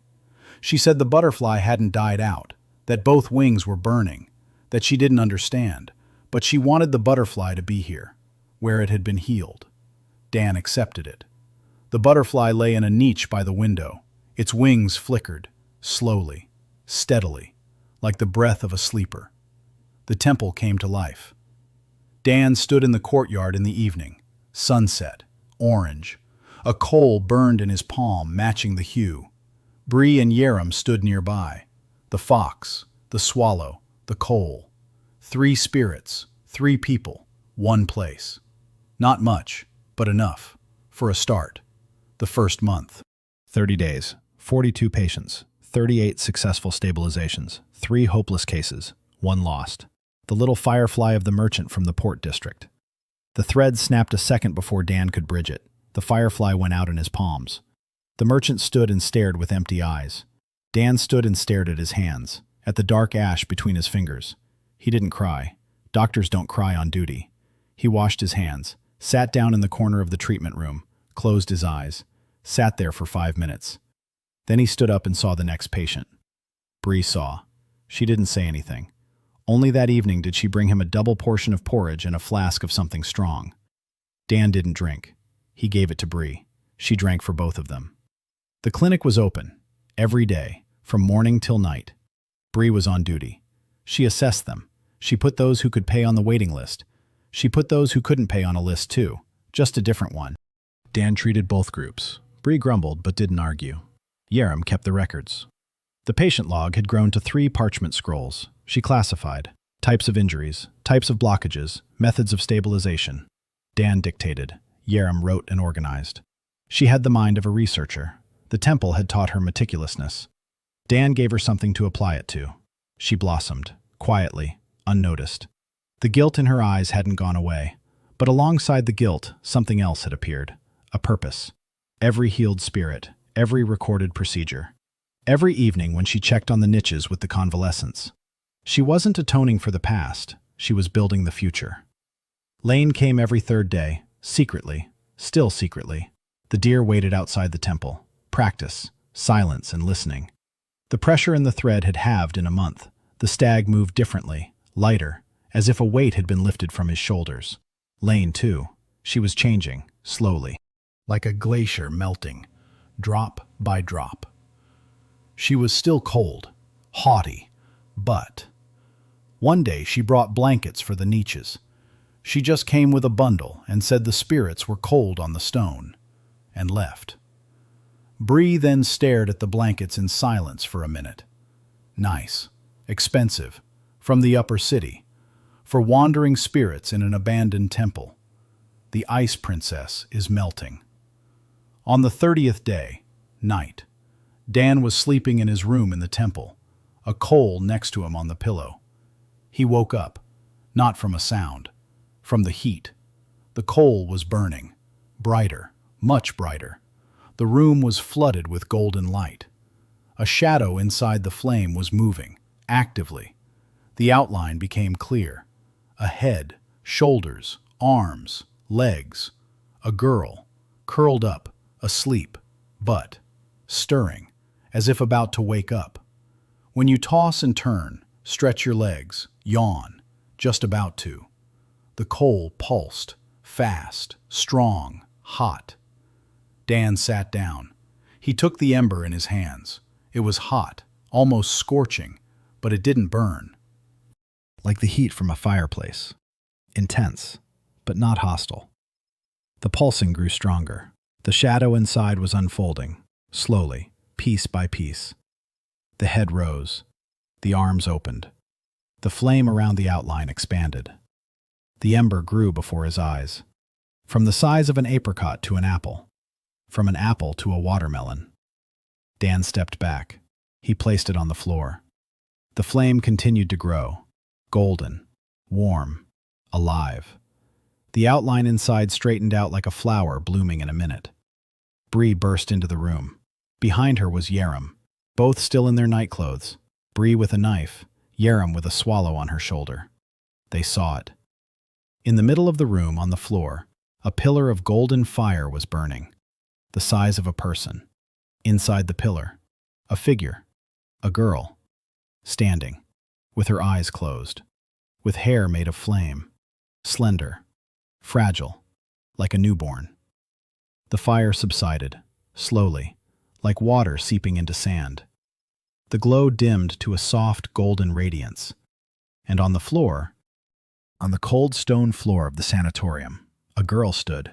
She looked about 17, short, thin, long hair, the color of dark amber, pale skin with a golden hue, eyes closed. She stood for a second, two. She swayed and fell. Dan caught her, reflex. He caught her before she touched the stone. Light, almost weightless, like a baby. Hot, a temperature like someone with a fever, 39, 40. But her face was calm, breathing. There was some, weak, shallow, pulse. He felt for it on her neck. Fast, weak, but there. She was breathing. She was real, warm, alive. A human. No, not a human, but in human form. Dan laid her on his bed, covered her with a blanket. Lane would have appreciated that. The blankets came in handy. Bree stood there with a knife, watching. Her mouth was open. Harem stood as pale as a wall. The swallow on her shoulder fluttered in panic. Dan checked. Pulse, breathing, temperature, pupils. He gently lifted her eyelid. The eye. Amber. With fiery sparks in the iris, like smoldering coals. The pupil reacts to light. Good. Reflexes, he checked. Arms, legs. There's a response. Weak, but there is one. She was in a coma. No, not in a coma, asleep, deeply, for 1,000 years, from which she had only just begun to emerge. Her form was unstable. The fingers on her left hand flickered, becoming translucent, then firm again. The outline was blurring, like an image losing focus. She wasn't fully here yet, not fully in this form, between fire and flesh, between sleep and reality. Dan did what he knew how to do. He sat beside her, held her hand, administered it drop by drop, microdoses, stabilized her, just like the first night, just like always. An hour. The outline settled. Her fingers grew firm. The flickering stopped. Her temperature dropped to 38. Her pulse evened out. Her breathing deepened. She was sleeping, for real. Like a very tired person sleeps. Like someone who hasn't slept in 1,000 years. Dan sat beside her, in a chair. Bree was on the floor next to her with the fox. Harem was by the door with the swallow. No one was sleeping. Everyone was watching the girl on the bed. The primordial of fire, sleeping like a child, under a blanket from the upper city, in an abandoned temple on the border of the lower city. Bree was the first to break the silence. She said quietly that this was the most beautiful and the most terrifying thing she had ever seen. Harem said that if the temple found out, she didn't finish. Dan said that the temple wouldn't find out, not yet. He looked at the sleeping girl. She, lazy, fragile, looked 17. In reality, older than this world. 1,000 years ago, they tore her apart, gutted her, scattered her fragments across the world, turned her into fuel for a foreign power. And she was fading, slowly, quietly, in the darkness of the ritual bowl, until one day she called out, and he came, and said, "Breathe," and she began to breathe. Dan covered her hand with his, gently, as if covering a baby's cradle with his palm. "Sleep. I won't go anywhere." In the morning, she didn't wake up, but her breathing was steadier, and on her face, on this sleeping face of the ancient god of the elements, there was the shadow of a smile. She slept for 3 days. Dan didn't leave her side. Bree brought him food to the bed. Harem kept watch at night. Lane came on the second day. She saw the girl on the bed. She turned pale. The deer behind the temple wall knelt down. It didn't bow its head. It stood, on its knees, all 4 legs bent. Its antlers touched the ground. Lane watched this through the window and silently sat down in the corner. She didn't ask. She didn't demand explanations. She just sat there. Perhaps a month of silence and listening had taught her more than she realized. The original was changing in her sleep. The first day, a high fever, an unstable appearance. Her fingers flickered. Her hair shifted from amber to fiery and back again. Her skin would burn with gold one moment, then pale to transparency the next. Dan stabilized her, drop by drop, hour by hour, as usual. Day 2. Lower temperature, her appearance firmer. The flickering stopped. Her face took on features, a small nose, a sharp chin, thin lips, dark eyebrows, freckles. Fiery freckles on her cheeks, tiny dots of golden light, like sparks. Dan looked and saw not a goddess, he saw a girl. A girl, a little girl, exhausted, like those brought to the ICU after accidents, alive, but battered. 1,000 years of beatings. The third day, morning. Dan sat beside her, changing the cold compress on her forehead. Her temperature was still above normal. Familiar movements, checking her pulse, her breathing, her reflexes. She twitched her fingers. He froze. The fingers on her right hand clenched, unclenched, clenched. Her eyelids fluttered, her lips moved. She was waking up. Dan leaned in, quietly, calmly. Like when you lean toward a patient coming out of anesthesia. Don't scare her. Don't rush her. Be there. Her eyes opened, amber, dark, with fiery sparks deep inside, cloudy from sleep. She stared at the ceiling, not seeing. Then, slowly, she shifted her gaze. To him. Their eyes met. She looked at him. He looked at her. A second. 2. 5. She opened her mouth, closed it, opened it again. A voice, hoarse, quiet, like a whisper through the thickness of water. She said one word, warm, and closed her eyes, and fell asleep again. Dan sat there, unmoving, warm. The first word from a being that had been fire for 1,000 years. 1,000 years of burning and burning and burning, and no one ever once thought that fire might get cold too. She said warm, not because it gave her strength, but because it gave her warmth. Dan wiped his face. Dust. Just dust. It got in his eye. Bree sniffed behind the door and said it was her allergy to temple mold. Harem said nothing. She just wrote it down in the journal. Patient number 0. Day 3. First contact. A word. Warm. She woke up properly by evening. Dan was nearby. She opened her eyes, more clearly this time. The fiery sparks in her irises burned brighter. She looked at him. For a long time, intently, as if studying. Then she looked at her hands, raised her palm, turned it over. Fingers, 5 of them, small, with nails, human. She looked at them as if they were something impossible. Then she touched her face, cheeks, nose, lips. Her eyes widened. She didn't remember this. Didn't remember what it was like to have a body. What it was like to be. A form. Not fire. Not an element. A form with hands and a face and fingers. She tried to sit up. Her arms wouldn't hold her. She fell back onto the pillow, weak, like a newborn, literally. Dan helped. He propped her up with a pillow. He gave her water. She drank, clumsily. Water ran down her chin. She didn't know how to drink, didn't remember how. He showed her, slowly. The mug, her lips. A sip, a small one. Another. She did it again. She managed it. She looked at him. And this time, she smiled. A small one, crooked, hesitant, like a first smile, like the very first one in her life. Dan smiled back. He was used to first smiles. He'd seen hundreds, on babies, in incubators, when a tiny face wrinkles and stretches and you don't know if it's a smile or gas, but you smile back anyway, because it matters. She didn't speak. She couldn't. Her throat wouldn't obey.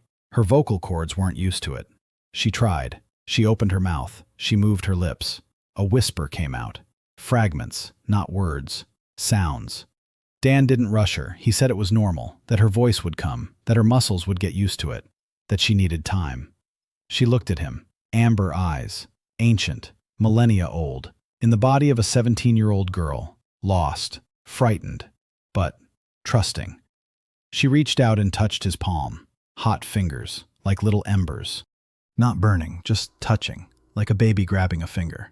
A reflex, an instinct. Hold on to whoever is nearby, to whoever is warm. Dan didn't pull his hand away.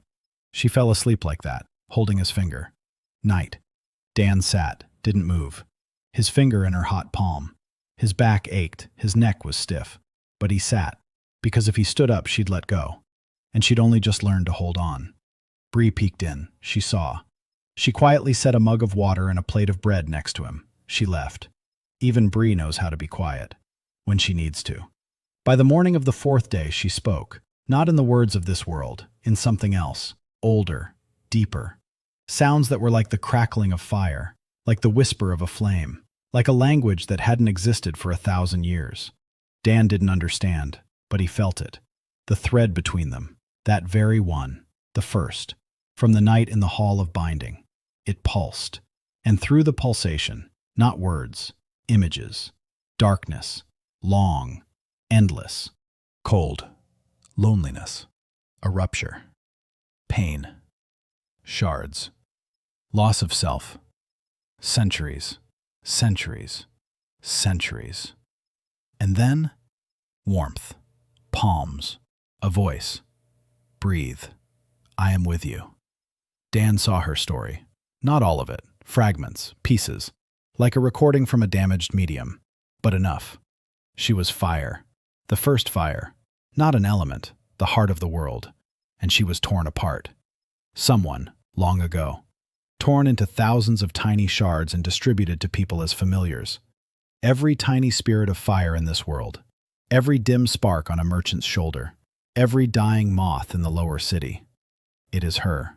A shard of her. A part of her. Taken away. Given out. Dying. Because a shard cannot live forever. A shard fades, slowly, generation after generation, dimmer and dimmer. That is why the spirits fade. Not the wrath of the gods, not punishment. The source is dying, torn to pieces, and her. The last piece, the smallest, the weakest, the deepest. The one that hid at the bottom of the ritual bowl and smoldered for 1,000 years, waiting. The images faded. She slept again. Dan sat in silence, processing. The scale of what he had learned. This is not the story of a single spirit. This is the story of the world, the whole world, which is slowly dying because someone, long ago, tore out its heart. And everyone at the top, at home, the cult, the priestesses, everyone who built their power on the shards, they either don't know, or they know and remain silent. Because if the primordial awakens, if the shards return to the whole, the spirits will come to life. The world will come to life. But the entire system, all the contracts, all the ranks, the entire hierarchy, everything will collapse. Those at the top will no longer stand. Those at the bottom will rise. Everything will change. Everything. He understood. He wasn't nursing a patient. He was nursing a revolution. Every day, drop by drop, microdose by microdose. Every quiet breath he took beside this sleeping girl brought closer the moment when the world would turn upside down. And those at the top, those who knew, they would feel it. Soon. He looked at her, sleeping, with freckles of fire, with fingers that still clasped his hand, small, fragile, ancient, worn, like 1,000 of his patients before her. He said quietly, "I don't make spirits stronger. I don't let them die." And he stood up, because the next patient was waiting in the treatment room, and because the world outside the clinic's walls didn't know that in a month, or a year, or 10 years, everything in it would change. But Daniel So knew, and he kept working, because he didn't know how to do anything else, and he didn't want to. Her name was So, not because she remembered it, because Dan had given it to her. On the 5th day after waking up, she tried to say her name, her real one, her ancient one. The sound was like the crackling of a flame and thunder at the same time. The walls shook. Dust rained down from the niches. A butterfly in the niche by the window flashed so brightly that it blinded Bree for a moment. Dan said stop. He said no name for now, that the world wasn't ready, that she wasn't ready, that the name would have to wait. She looked at him with hurt, her lips puffed out, her eyebrows furrowed. An ancient being older than the world, sulking, like a child who wasn't given candy. Dan said she needed a simpler name, for everyday use, for now. She poked her finger into his chest. He didn't understand. She poked again, insistently, with a hot finger. She could feel it through his shirt. Then she pointed at herself, at him, at herself. Bree said it seemed like she wanted his name. Dan said his name was Daniel, so. The girl moved her lips. Da-ni-el. Hard. So. So, she said. So, and smiled. So. She liked it. Short. Warm. Like a little flame. From that day on, she was So. Dan understood the irony. His last name had become her first name, as if she'd taken his surname not by contract, but by choice. Bree said it was sickeningly sweet. Yedem wrote it down in the journal. Patient number 0. Name, So. So was growing. Fast. Not physically. She remained the same. Short, skinny, looked 17. But every day she learned something new. To walk. For the first 3 days she fell. Her legs wouldn't obey. Her muscles didn't remember. Dan held her, by the hand, by the shoulder, the way they hold a patient after a long period of bed rest. One step, another, the wall, a rest, another step. She was angry. She hissed, literally. Little tongues of flame burst from her mouth when she was angry. Dan told her not to play the hero. She hissed back. Food. She didn't remember food, didn't understand the concept.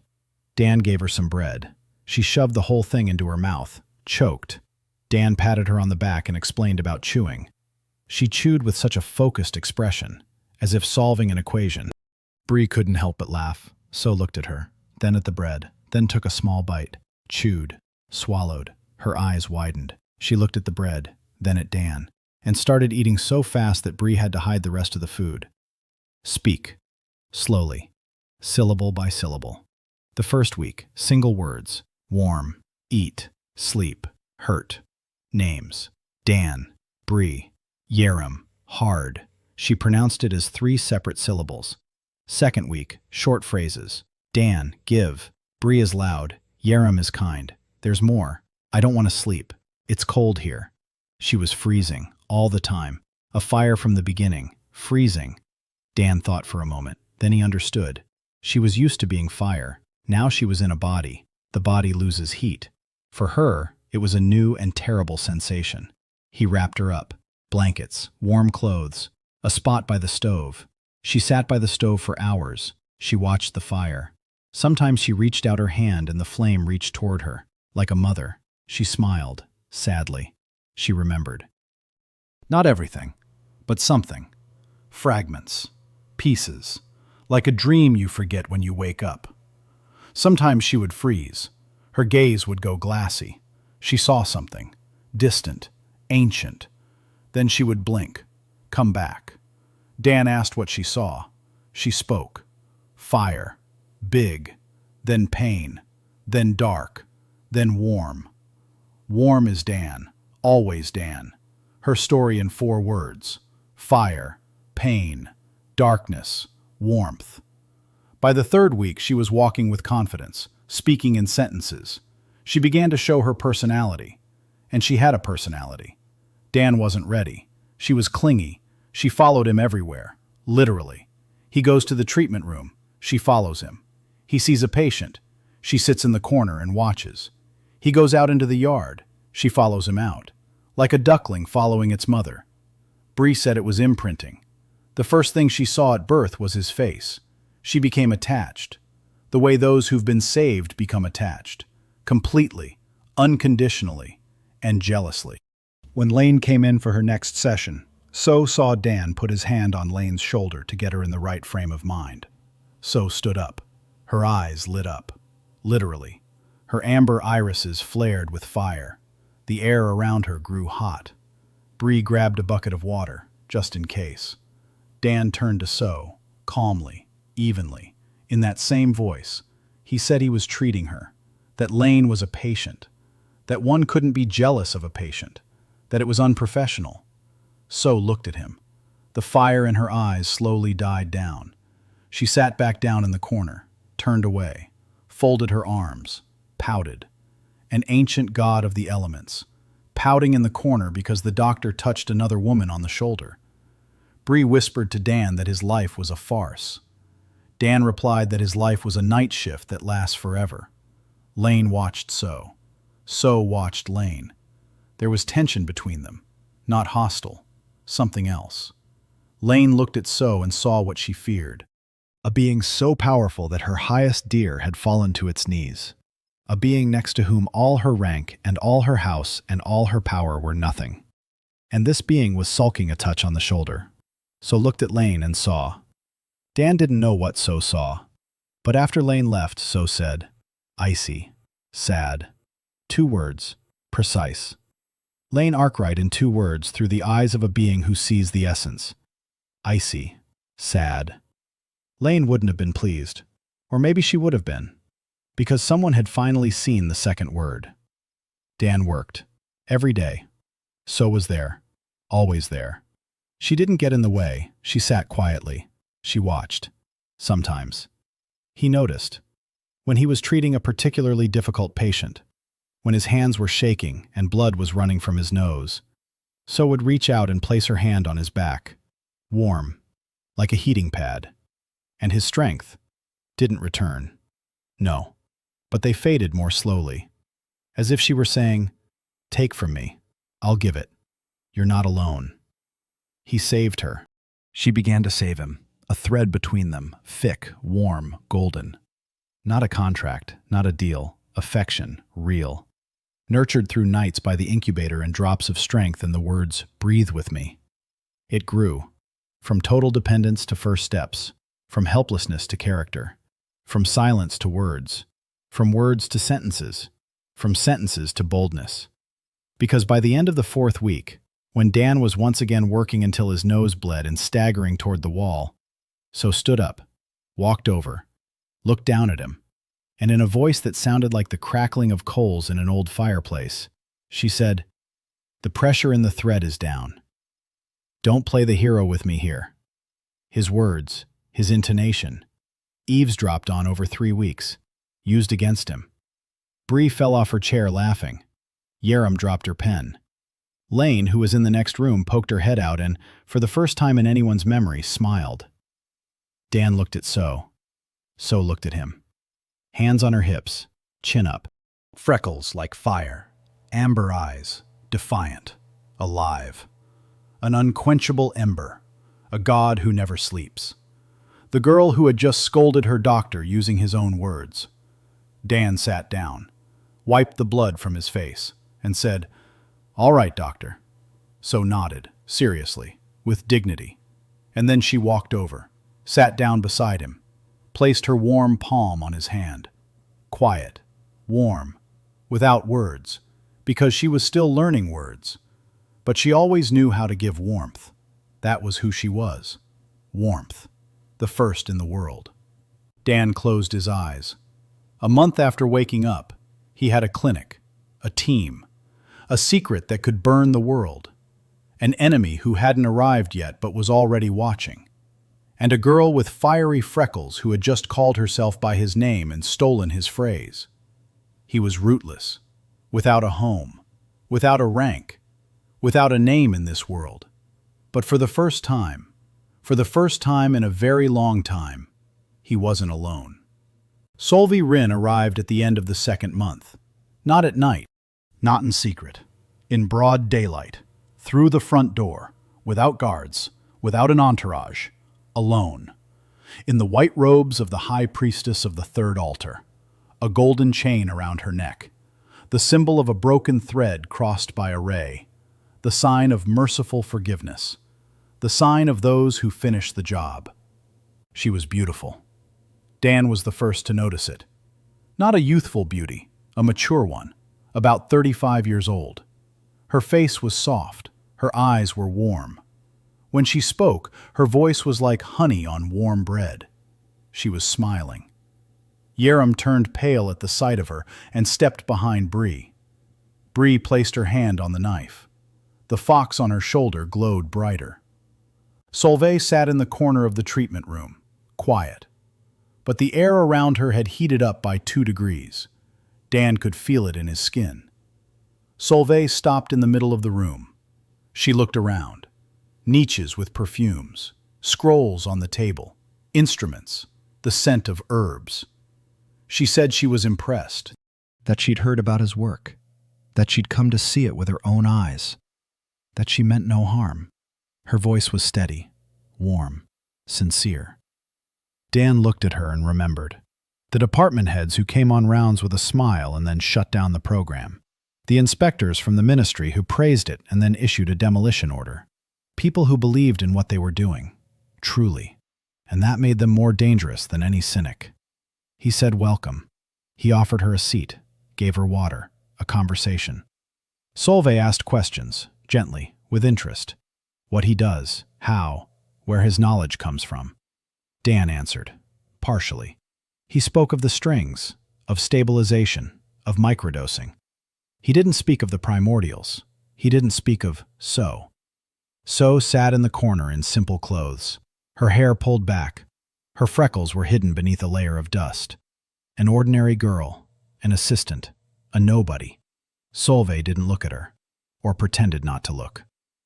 Solveig asked the main question. She asked if he believed that the fading of spirits could be stopped. Dan said he did. Solveig smiled. She said she believed it too. That this was exactly why she was here. That the cult was not the enemy. That the cult also wanted to save the world, just in a different way. She said that to let a spirit go is not cruelty, it is liberation. That a fading spirit suffers. That to sever the thread quickly and cleanly is mercy. That to keep a spirit on the brink between life and death for weeks, for months, that is, she chose her words carefully, cruelty born of good intentions. Dan listened. He didn't interrupt. She spoke at length, eloquently, convincingly, every word in its place, every pause calculated. She believed in what she was saying, with every word, with every glance. Dan could see it. She wasn't acting. She wasn't pretending. She was convinced that finishing off the fading was an act of heart, that he, with his clinic, was prolonging their suffering, that he was cruel. She looked at him with compassion, as if he were a lost soul who needed to be brought back to the right path. Dan waited until she finished. Then he said one thing. He said that in 2 months he had admitted 63 patients. 59 had survived and were recovering. 1 had died. 3 were hopeless. Of those 3, 2 are now in the niches, stable, not recovered, but stable, alive, not suffering. The third, yes, the third faded away. And that is his pain, his burden. But 59, alive. And he asked, how many souls had she sent on their way in 2 months? Solveig was silent. For a long time. The smile didn't leave her face, but it grew thinner, colder. She said that the numbers don't show the whole picture, that he treats the symptoms, not the cause, that fading away is the will of higher powers, that to her is to resist the order of the world. Dan said that the order of the world kills. Solveig said that the world is more than just one man with golden hands. Silence. They looked at each other. 2 people, both believing they were doing the right thing, both ready to go all the way. The difference was that one was saving lives and the other was writing them off, and to both it seemed like mercy. Solveig stood up. She thanked him for the water, for the conversation. She said she would return, that the temple's doors were open to him, that it wasn't too late to work together for the common good, that his talent could serve the world, truly, under the cult's wing, under her wing. She left. The door closed. She exhaled. The air grew cold. Bree took her hand off the knife. Harem sat on the floor and covered her face with her hands. Dan stood there thinking. She hadn't threatened. She hadn't demanded. She hadn't pressured. She had offered. Gently, warmly, sincerely. It was worse than threats, because a threat can be fended off. Sincere concern, that's harder. Bree said it was a declaration of war. Dan said it was an invitation. Harem lifted her face and said that to Solveig there was no difference between the two. Nothing happened for 3 days. Then everything happened. On the 4th day after Solveig's visit, early morning, Dan was working with a patient, an old cat from the Silver Mist. Chronic blockage. 3rd session. Bree burst into the treatment room. Her face was white. She said one word. Meyer. Dan didn't know that name. Bree explained, quickly, abruptly. Meyer Chong, 16 years old, a girl from the lower city. The contract fell through a year ago. The thread snapped at the moment of binding. Not after. During. The spirit assigned to her perished the moment she bounded. And the backlash. It struck the girl. Ever since. Meyer couldn't touch a single spirit. Any familiar near her began to fade. Faster. As if she were sucking the life out of them. They called her cursed. They banished her from her home, from the neighborhood, from society. She lived alone, on the street, for a year. 16 years old, a year on the street, because everyone believed she was poisonous. Bree had known about her for a long time, tried to help, couldn't, didn't know how. But now Meyer had been found. By the temple guard. The priestesses of the 3rd altar, they had come for her, not to arrest her, to let her go, mercifully, like spirits. A broken thread, cursed. Meyer was the same to them, a defect, that needed to be written off.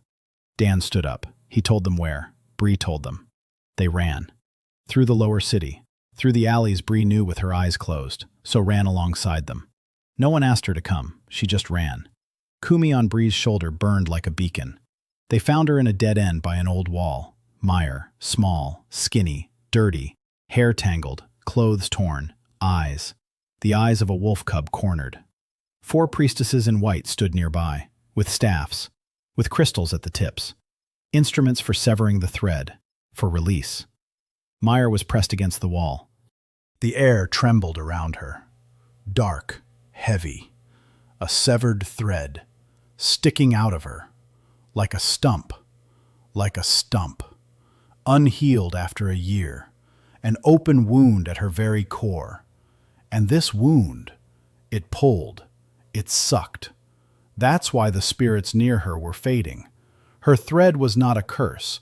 It was an open wound that bled into the void and drew in other lives to fill the hole. Dan saw it instantly, like a doctor sees a fracture on an X-ray. X-ray. Obvious, simple, treatable, if you know how. He stepped out of the alley, stood between Meyer and the priestesses, calm, steady, hands visible, no aggression, just presence. The senior priestess said he was interfering with a sacred ritual. Dan said the procedure wasn't necessary, that the girl wasn't cursed, that she had an open wound that needed to be closed. The priestess said a severed thread cannot be closed, that everyone knows this, that the bonding ritual is irreversible, that if the thread was severed during the contract, the soul is damaged forever. Dan said he disagreed. The priestess raised her staff. She stepped forward. The air grew hot, very hot. The priestesses retreated. The crystals on their staffs flickered, alarming. One of the younger priestesses turned pale and said that her familiar was trembling. So stood there, small, thin, ordinary in appearance, but the air around her shimmered with heat, and the spirits of the 4 priestesses clung to their mistresses and trembled, because they sensed it, what the priestesses could not sense, a presence, ancient, vast, incommensurate with their small lives. So did not attack. She didn't threaten, she just stood there. That was enough.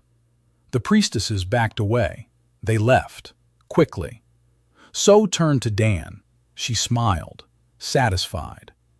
Dan told her he'd talk to her later about how she shouldn't scare people. So shrugged. Dan walked over to Meyer. The girl looked at him. Wolf eyes, frightened, wild, ready to flee or to bite. She told him not to come near her, that she was cursed, that everything around her faded away. Dan sat down, on the dirty ground of the dead end. He crossed his legs, just like on the first night in the Hall of Ties, just like always. He said he was a doctor, that he would take a look, that he wouldn't touch her without permission. Meyer looked at him, for a long time, then slowly, along the wall. She slid down and sat across from him. Dan looked, without touching, with his eyes, with that feeling that grew inside him every day. A thread, a stump, sticking out of the girl's solar plexus, torn, black at the tip, unhealed, open. And through that stump, a leak, constant. Meyer's life force was flowing into the void, and someone else's life force, from the spirits nearby, being sucked into the vortex. Not because Meyer wanted it to, because the wound was pulling, like depressurization, a vacuum that sucks in everything around it. Dan saw the solution. Close the wound, seal the stump. Not the thread. The thread is dead. The spirit is gone. But the wound can be closed, like sewing up a stump. Stop the bleeding, stop the leak. And then Meyer would stop pulling, stop draining, stop being cursed. He told Meyer this, in simple words. She listened. Her face was motionless. Then she said that if he was lying, she would kill him. Dan said he wasn't lying. She held out her hand. She gave her permission. Dan worked, carefully. It was the hardest thing he had ever done. The stump of the thread was like a live nerve, sensitive, painful. Every touch. Meyer shuddered. She clenched her teeth. She didn't scream, not a sound. 16 years old, a year on the streets. She had forgotten how to scream. So approached, silently. She sat down next to Meyer. She placed her hand on her shoulder, hot. Meyer flinched. She wanted to pull away, but the warmth. Warmth that doesn't burn you out. Warmth that doesn't seep into the wound, that simply warms. Meyer froze. She looked at So. So was smiling. That little crooked smile she wore like her first treasure. Meyer turned away. But she didn't shake off the hand. Dan was working. 1 minute. 5. 10. Blood from her nose. Bree stood next to the rag, as usual. 20 minutes. A stump. He gathered the ragged edges, brought them together. He gave a bridge of his own power, more than usual. The wound was large, old, neglected. A year without treatment. 30 minutes. He sealed it. The edges closed. The blackness was gone. The stump turned into a smooth scar, closed, clean. The bleeding stopped. Meyer exhaled. Her eyes widened. She felt it, for the first time in a year. Silence inside, not a craving, not a vortex, not a hunger that couldn't be sated. Silence. She looked at her hands, then at Dan, then at So, then at her hands again, and she cried, quietly, soundlessly. Tears streamed down her dirty cheeks. She cried and couldn't stop. So hugged her, silently, with warm hands. Meyer shuddered, tense. No one had touched her for a year. Not a single person. Because everyone was afraid. Because she was cursed. And now. Warm hands, warmth, and nothing fades away. Meyer didn't hug her back. She couldn't. She'd forgotten how. But she stopped struggling, and she cried. For a long time. Dan sat nearby, empty, exhausted, blood on his shirt. Her head was spinning. But, the patient is stable. The wound is closed. That's enough. Bree stood a little to the side and watched. Then she turned away, quickly, wiped her face with her sleeve. Allergies, of course. They took Meyer to the infirmary. She followed them, silently, like a wolf cub who doesn't trust them but follows because there's nowhere else to go. So walked beside her, held her hand. Meyer wouldn't let go. Meyer didn't speak for the first 3 days. She sat in a corner by the wall, knees pulled up to her chest. She watched. Everyone, everything, with wolf eyes. So brought her food, silently, set it down beside her, left, didn't pressure her, didn't intrude. Dan recognized it. He'd seen children like this, in the emergency room, after domestic violence, after the streets, after months without warmth. They don't need words. They need time and consistency, meals at the same time, a warm place, people who don't leave, who just are there. The same thing every day. Morning, food, warmth, presence. Bree. That's it. On the 3rd day, Meyer said her first word. Not to Dan, to So. So brought her morning porridge, set it down. She turned to leave. Meyer said, "It's hot." So turned back. Meyer looked at the porridge, then at So. "It's hot, just like you." So smiled widely, so that her freckles glowed brighter in the light. And Meyer didn't smile. No, too soon. But the tension in her shoulders eased, just a little. Dan saw from behind the door and nodded. The beginning. Meyer was coming to life, slowly, bit by bit, like all his patients, drop by drop. By the end of the week, she was stepping out of the alcove, sitting in the treatment room, watching Dan work, silently, intently. Her eyes followed every movement of his hands, every gesture, how he found the thread, how he touched it, how he listened. Once he was working on a moth, a standard blockage. He was looking for the spot. Meyer suddenly said, "To the left." Dan stopped, looked at her. Meyer was looking at the moth, not at Dan, at the moth. She said, "The blockage is to the left, at the base of the left wing." Dan checked. "Exactly, to the left, at the base." He looked at Meyer. She was looking at her hands, frightened, as if she'd said too much. Dan asked how she'd seen it. Meyer was silent. Then she said quietly that she could see. She'd always been able to. Ever since the thread snapped, something had opened up, like a third eye. She could see other people's strands, see where it hurt, where it was tearing, where it was blocked, more clearly than healthy people, because she herself had been a wound, because she knew what it looked like from the inside. Dan sat quietly and thought. Then he said, "Do you want to learn?" Mireille looked up. In her eyes was fear, and beneath the fear, hunger. Not for food, for meaning, for the need to be needed, to be something other than a curse. She nodded. Once. Dan said, "Good. Starting today, you're my student, Mireille." Her face. Dan turned away. There were things it was better not to look at directly. so as not to scare them away. So stood in the doorway. She looked at Mire, and there was something on her face. Recognition. She, too, had been written off. She, too, was a nobody. She, too, was the one everyone had turned away from. She understood. So walked over to Mire, took her hand. Hot fingers. Mire didn't pull away. So said quietly, "You're not fading away, see?" Mire looked at her hand in So's, at the warmth that didn't reach for the wound, that just warmed her. And for the first time, just a little, with the corner of her lips, she smiled. Dan was working. The clinic was growing. By the middle of the 3rd month, he had 12 regular patients in the cubicles, recovering. Another 30 waiting for an appointment. Another 10 on the observation list. Bree managed the flow, the schedule, the queue, the payments. She found 2 assistants from the lower city, guys who, in exchange for food and a roof over their heads, carried water, cleaned the alcoves, and stood at the door. Not security, presence. Harem systematized the knowledge. 5 scrolls, classification of thread damage, 19 types, treatment protocols for each. She began teaching Meyer. Theory. Meyer absorbed it, eagerly, quickly. She had a gift, not just to see, to understand.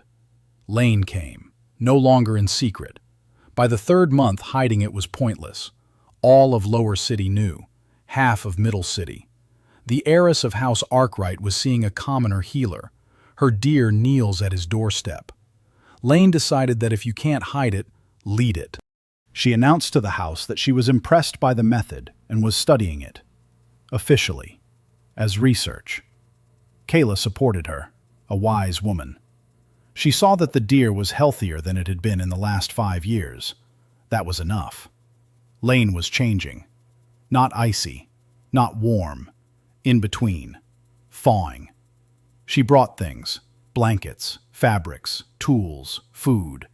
She never said it was a gift. She always found an excuse. Payment for a consultation, materials for research, an exchange of knowledge, pride, a wall. But behind the wall, care, which she didn't know how to express any other way. So watched. The jealousy subsided. It didn't go away. It subsided. Because So saw what Dan saw. Lane isn't a rival. Lane, a patient, just like everyone else, broken in her own way, healing in her own way, walking toward the light in her own way. One evening, everyone at the sanatorium, dinner, the table, Dan, Bree, Harem, Lane, Meyer, So, 6 people, 3 visible spirits, a fox, a swallow, a deer in the yard. And So, who was both human and spirit at the same time. Bree was telling a story about how she once caught a wild frog spirit in a swamp and fell waist-deep into a quagmire, and the frog sat on her head. Bree was demonstrating, with her hands, her face. Kumi on her shoulder hopped in time. Everyone laughed. Lane, quietly, into her palm. But she was laughing. Harem, openly, her eyes bright. The guilt in them was receding. It hadn't gone away, but it was receding. Mire, with one corner of her mouth. But that was already an event. So laughed loudly, tilting her head back. Sparks flew from her hair. She had learned to laugh a week ago and was now making up for 1,000 years of silence. Dan sat and watched them, and thought. A circle. There it was. Not an army, not a team, a circle. People and creatures he had gathered not because he planned to, but because they came. To the warmth. To a place where no one is written off. Each with their own wound, each with their own pain. Bree, who used to sell living beings and hated herself for it, now she saves them. Harem, who used to help kill spirits out of ignorance, now she heals them. Lane, who used to suffocate her spirit with love and fear, is learning to listen.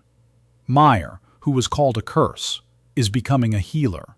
Who had been used as fuel for 1,000 years, is simply living for the first time. And him, a doctor from another world, who died saving someone else's child and continued to save because he didn't know how to do anything else, because he didn't want to do anything else. Dinner was over. Everyone had left. Dan went out into the courtyard. Night, stars, others, not his, but beautiful. So followed him out, stood beside him, silently. She already spoke well, almost fluently, in a month. An ancient mind in a young body. Language came to her faster than her body. She said, "You're tired." Dan said no. So said he was lying, that his thread was thinner than yesterday, that he is giving too much. That mire cost him dearly, that every day costs him dearly, that if he doesn't stop. Dan said he wouldn't stop, so was silent. Then she said quietly, "Then I'll stand by your side, and when you fall, I'll catch you, just like you caught me." Dan looked at her. Little one, amber eyes, fiery freckles. A month ago she couldn't walk. Now she's promising to catch him. He said, "It's a deal." So nodded. Seriously, the way a person nods when making a vow. And maybe she was making one. Evelyn Stormgrave appeared a week before the end of the 3rd month, with a sword, with a squad, with a contract on Dan's head. There were 8 of them, mercenaries, professionals, each with a combat familiar. Wolves, hawks, snakes of steel and flame. Evelyn led the way. Tall, broad-shouldered, short dark hair, a scar across her left eyebrow, gray-green eyes, calm, like someone who's killed before, is used to it, and doesn't care. A spirit on her shoulder, a raven made of black smoke, large, silent. With eyes like red embers, they came at night, surrounded the temple, professionally, quietly. Bree heard them. Kumi warned her. Bree roused everyone. Dan went out, alone. Bree hissed that he was an idiot. She was on fire, literally. Her hair flared up, her eyes turned gold, the air melted. Dan told her to stand still. So, stand still.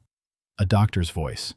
A doctor who, in the midst of panic in the ICU, says one word and everyone freezes. So froze. The flames in her hair died down. They didn't go out, they died down. Dan went out into the yard. Evelyn was standing by the well, sword in its sheath, arms crossed. She said she had a contract for a live target. The client wasn't named. The sum was good. She said it matter-of-factly, like an accountant reading off a bill. Dan asked what would happen if he didn't go.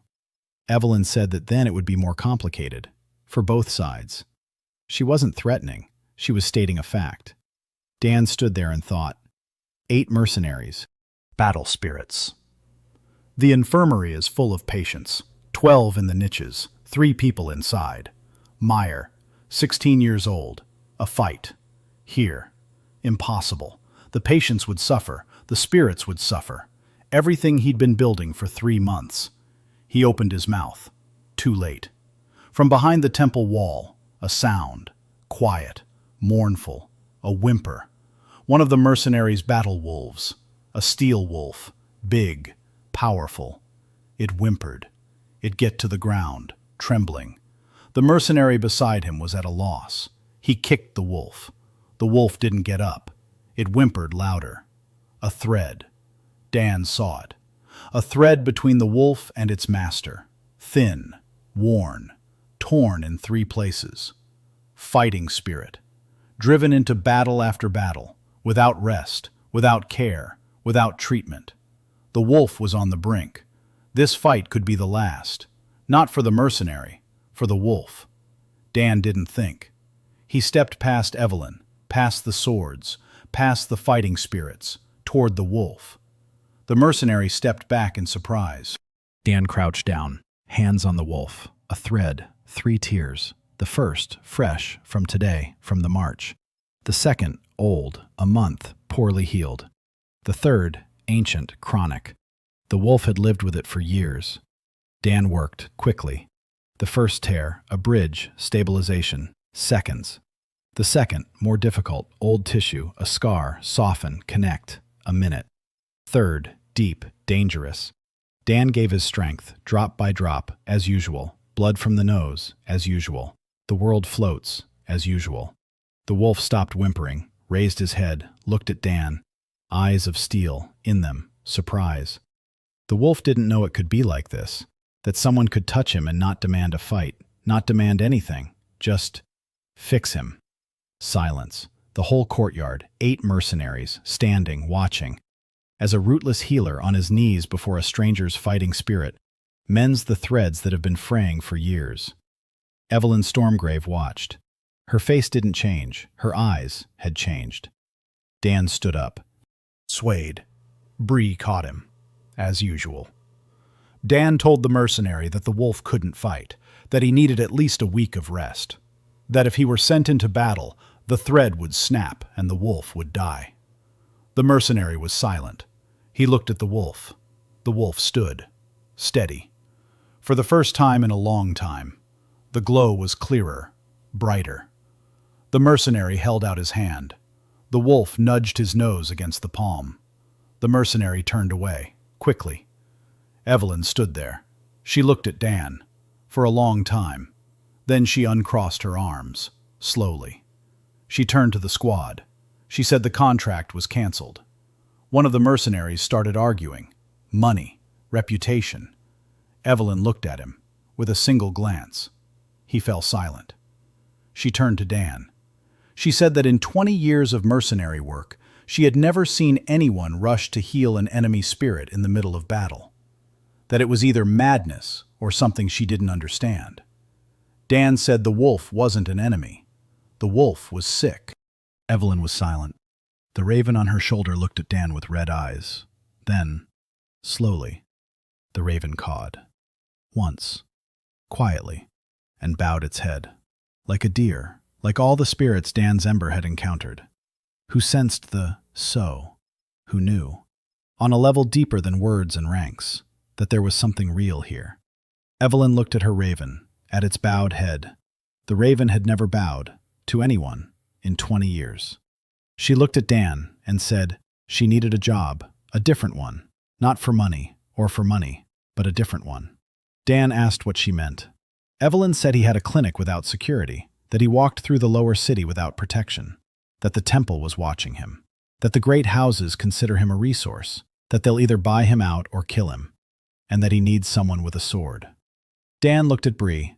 Bree shrugged and said she was in, that you can't protect a clinic with just a knife. Evelyn stayed, with the squad. No, the squad left, except for 2, who saw Dan heal the wolf. They stayed. And the mercenary with the wolf. He stayed too. The infirmary gained walls, living walls, with swords and fighting spirits, who, for the first time in their lives, stood guard not for money, but because inside was a man who had healed their wolf just like that, because the wolf was sick. Dan stood in the courtyard, mourning. Around him, Bree, Harem, Lane, Meyer. So, Evelyn, 7 people, if you count him.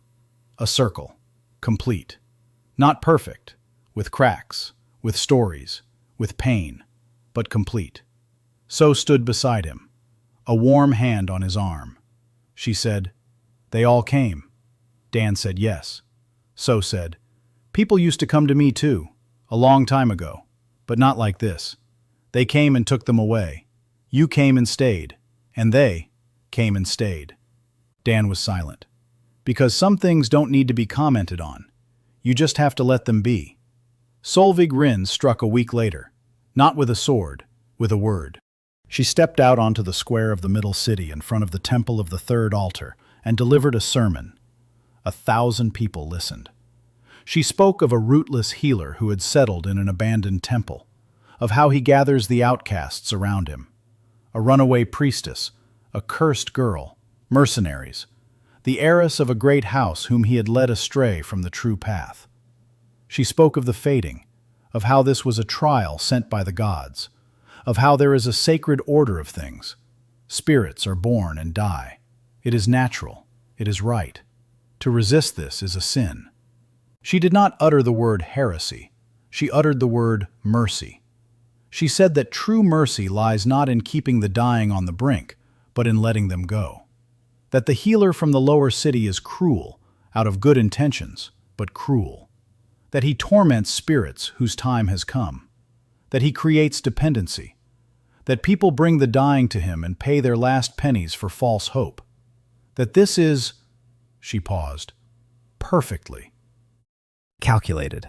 It destroys faith. The crowd listened, nodded, believed.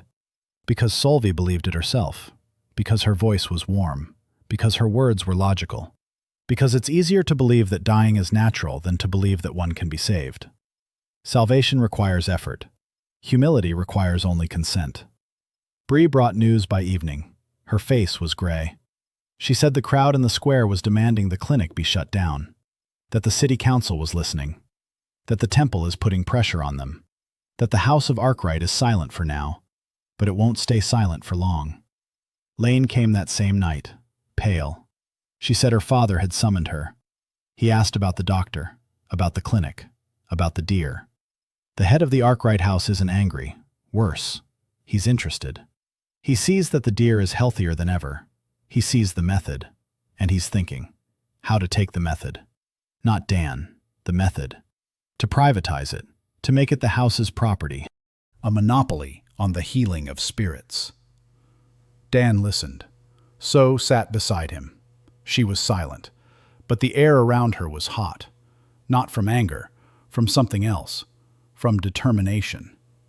Harem said that according to temple law, an abandoned temple belongs to the cult, that Solvi could demand eviction, legally, at any moment. Evelyn said you can't cut through the law with a sword, that 8 blades and 4 battle spirits wouldn't stop the temple guard if they came with a warrant. Meyer was silent. She looked at her hands, at the hands that had been a curse for a year and were now learning to heal. Hands that had only just found meaning, and that could lose everything again. Dan thought. Night. Everyone had gone their separate ways. Dan sat in the courtyard, with So by his side. The stars were foreign, beautiful. He said, I cannot defeat the temple by force. I cannot defeat the law. I can't defeat faith. So said, Then how? Dan was silent. He thought. Then he said, With the truth. Solveig is convinced that fading is the will of the gods, that spirits must die, that this is how the world works. She doesn't know the truth. Or she knows and is hiding it. If people find out. That spirits fade not because the gods are angry, but because someone tore the primordials to pieces. That every familiar is a shard of a living god. That the world is dying not from sin, but from a wound. Then merciful absolution will cease to be mercy. It will become what it is, murder. So looked at him, amber eyes. The ancients, he said. For that, you must awaken fully. She was silent. He said, You are not fully here yet. I can feel it. You are halfway there, perhaps a third of the way. Something enormous is still sleeping inside you, something you used to be. And when you wake up completely, the world will see. Everyone will see. That the primordials are not a myth, not a fairy tale, not ashes at the bottom of time, but alive, sleeping, wounded, but alive. And then all the lies will crumble. So she said. I'm afraid. Dan looked at her. She said, When I was myself, whole, they came and tore me apart. It hurts. So much that I forgot who I was, for 1,000 years, and now you're telling me to wake up, to be myself. But what if they come again? She didn't finish. Dan took her hands, hot, small. He looked into her eyes and said, Then I'll be there. And Bree will be there. And Harem, and Lane, and Meyer, and Evelyn. They didn't let me fall. They won't let you. So she looked at him. Her eyes were shining. Not from the fire. She said, You promise. Dan said, I promise. So she squeezed his hands, tightly, warmly. Fiery freckles flashed. And quietly, in a single word, she said, Okay. They came at dawn. The temple guard of the third altar. 30 warriors in white armor. 20 priestesses with staffs. Battle spirits. Large, bright, well-trained. Behind them, Solve Rin, in full regalia. A golden chain, white robes, a gentle smile. An eviction order in her right hand. A decree for the seizure of illegally held familiars in her left. She stood before the gates of the infirmary and spoke in a voice full of compassion. She said this was not a punishment, it was care. That the spirits in the niches would be handed over to the temple for proper absolution. That the rootless healer would not be punished if he left voluntarily. That the fugitive priestess Harem Han would be returned for repentance. That the cursed Meyer Qian would be placed under the temple's care. Every word was gentle. Every sentence was tender. Every point, a death sentence. For the spirits in the niches, for Harem, for Meyer, for everything Dan had built. Evelyn stood at the gate, sword drawn, a raven on her shoulder, 3 mercenaries behind her, battle spirits ready. But 30 against 4. Bree stood on the wall. The fox was burning. She was counting. Counting and realizing the math was bad.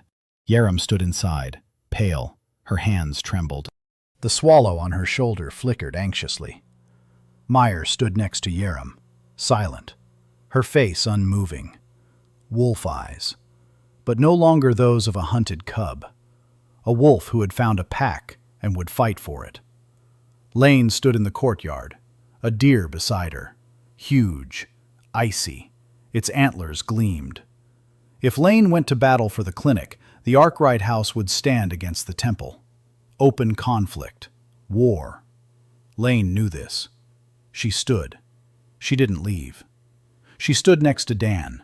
Quiet. Ordinary in appearance. A thin girl with amber eyes. But the air around her trembled. The temple walls were heating up. The stone was crackling. The spirits in the niches, all 12 of them, they glowed brighter, as if something were calling them, awakening them, lifting them up. Dan stood in the middle of the courtyard. He looked at Solve. Solve looked at him. She smiled. She waited. She was certain, absolutely certain, that he would give in, or be crushed, because the law is on her side. Power is on her side. Faith is on her side. He has nothing. A rootless one, without a home, without a rank, with a coal. Dan looked at Sol. Sol looked at him. Amber eyes, frightened, determined. She remembered. 1,000 years ago they came and tore it apart, and now they've come again, for her, for everything she's started to build, for everyone she's started to love. Dan said quietly, just for her. Ready. So said, no, Dan said, me too. But when did that ever stop them? So looked at him, and smiled. Not the small, crooked smile of the early days, wide, brightly, like a flame. She said, pressure in the threads is down. Don't try to be a hero here. Dan smirked. Then he turned to Solve and spoke. He didn't shout, didn't accuse, didn't threaten. In a voice as steady as the line on a stable patient's monitor, he said what he knew. That the fading of spirits is not the will of the gods, not a punishment, not the natural order. It is a wound. The world is wounded. It has been for a long time. 1,000 years ago, someone tore apart what was whole. The 7 primordials, 7 entities that were the heart of the elements. They were torn into shards, distributed among people, called familiars. A hierarchy was built upon them, a cult, power. And the shards are dying, slowly, generation after generation, because a shard cannot live forever without the whole. The world does not die from the wrath of the gods. The world dies because its heart is broken. Dan's voice rang out over the courtyard, over the guards, over the priestesses. Solveig listened. The smile faded from her face, slowly, like paint peeling from fabric. He continued. He said that merciful forgiveness is not mercy. It is the murder of shards. Every spirit the temple finishes off is a piece of the primordial, living, feeling, remembering. Every drop poured into the chalice of return is another step toward the world's death. The temple does not save. The temple hastens the end. Solveig said it was nonsense. That it was heresy. That the primordials were a myth. that they had burned at the dawn of time, that every priest knew this, that every text confirmed it. Her voice didn't tremble, but her hands were trembling. Dan said, "They didn't burn, they're sleeping." And he turned to So. So was standing there, small, thin, 17 in appearance, 1,000 years in reality. She looked at Dan, then she closed her eyes. He felt it through the thread, their thread, the golden through, thick, warm, nurtured by nights and drops and words, "Breathe with me." He felt her reaching, into herself, toward what slept, toward that immense, ancient, infinite, that had curled up inside the body of a 17-year-old girl and waited. So opened her eyes. Amber. No. Golden. No. White. Pure white light, like the heart of a star. She raised her hands, and the world sighed. Not a metaphor. The world sighed. The air around her exploded with warmth, not heat, warmth, soft, alive, like hands on an incubator, like a breath beside someone sleeping, like the words you say at 3 in the morning. Breathe, I'm with you. Her body had changed, hadn't grown. It didn't become a weapon. She remained small, thin, with freckles. But around her, behind her, above her, light. A pillar of living fire. From the ground to the sky, golden, warm, not scorching. A fire in which everything was visible. Every thread in this city, every spirit, every shard. Thousands, thousands of tiny lights, connected to her, parts of her, torn apart, scattered, fading, but alive, still alive. She stood, and the world saw. For the first time in 1,000 years, the primordial fire. Not a weapon, not an element, not a resource, a living being.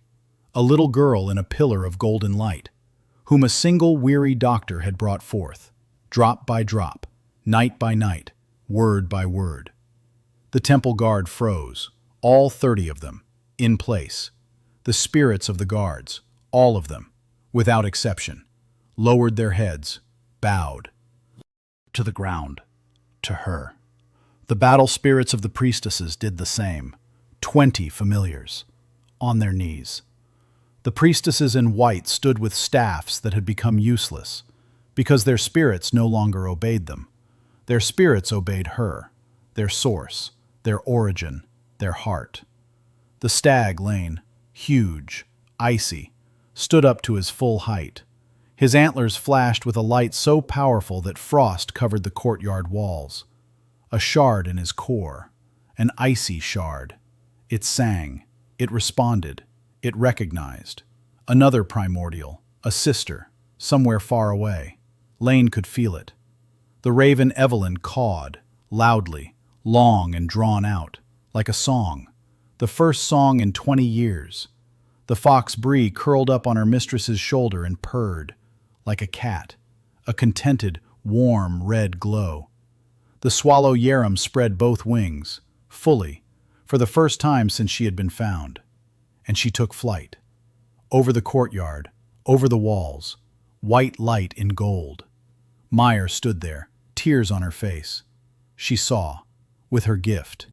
She saw all the threads at once, thousands, tens of thousands, radiating from So in every direction, to every fire spirit in Rennava, to every flaming spirit, and all of them, were burning brighter, as if someone had turned up the dimmer, as if the source, alive again.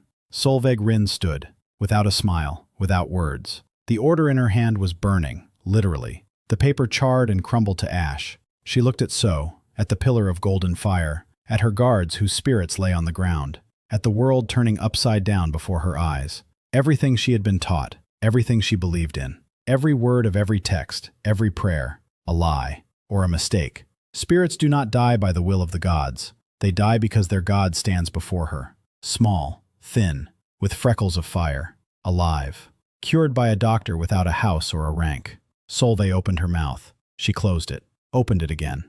She said one word, impossible. So looked at her, white eyes, but in them, not anger, not vengeance, not triumph, warmth. So spoke softly. in a voice that was hers and not hers, a voice that made the walls tremble and the stones weep. She said, "I did not die. I was torn apart. It hurts. And all my children, all my shards, all those you call familiars, they are my children, and they are dying. Not from anger, from the wound, and him." She looked at Dan, the only one who sat down beside her, and said, "Breathe."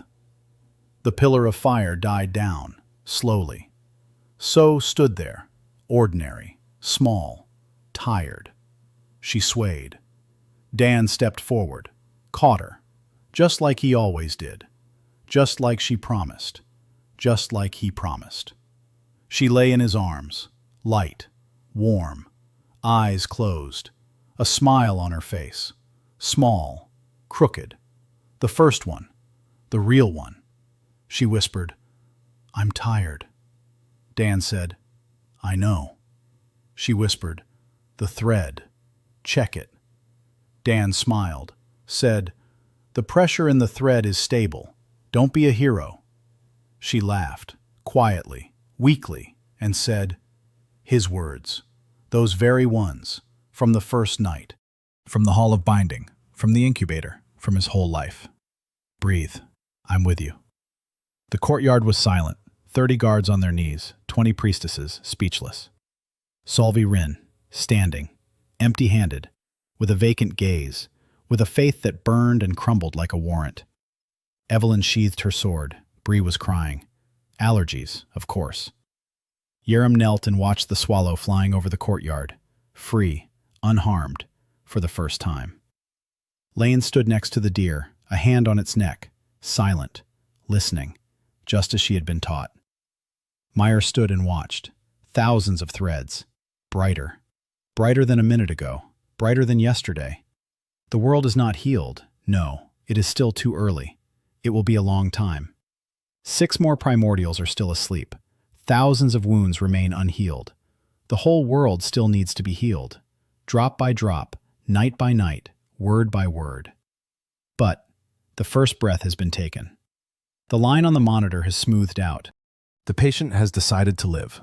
Dan stood in the middle of the courtyard, with So in his arms, with his circle around him, with his clinic behind him, with a world that had just seen the truth, and that now had to decide what to do with it.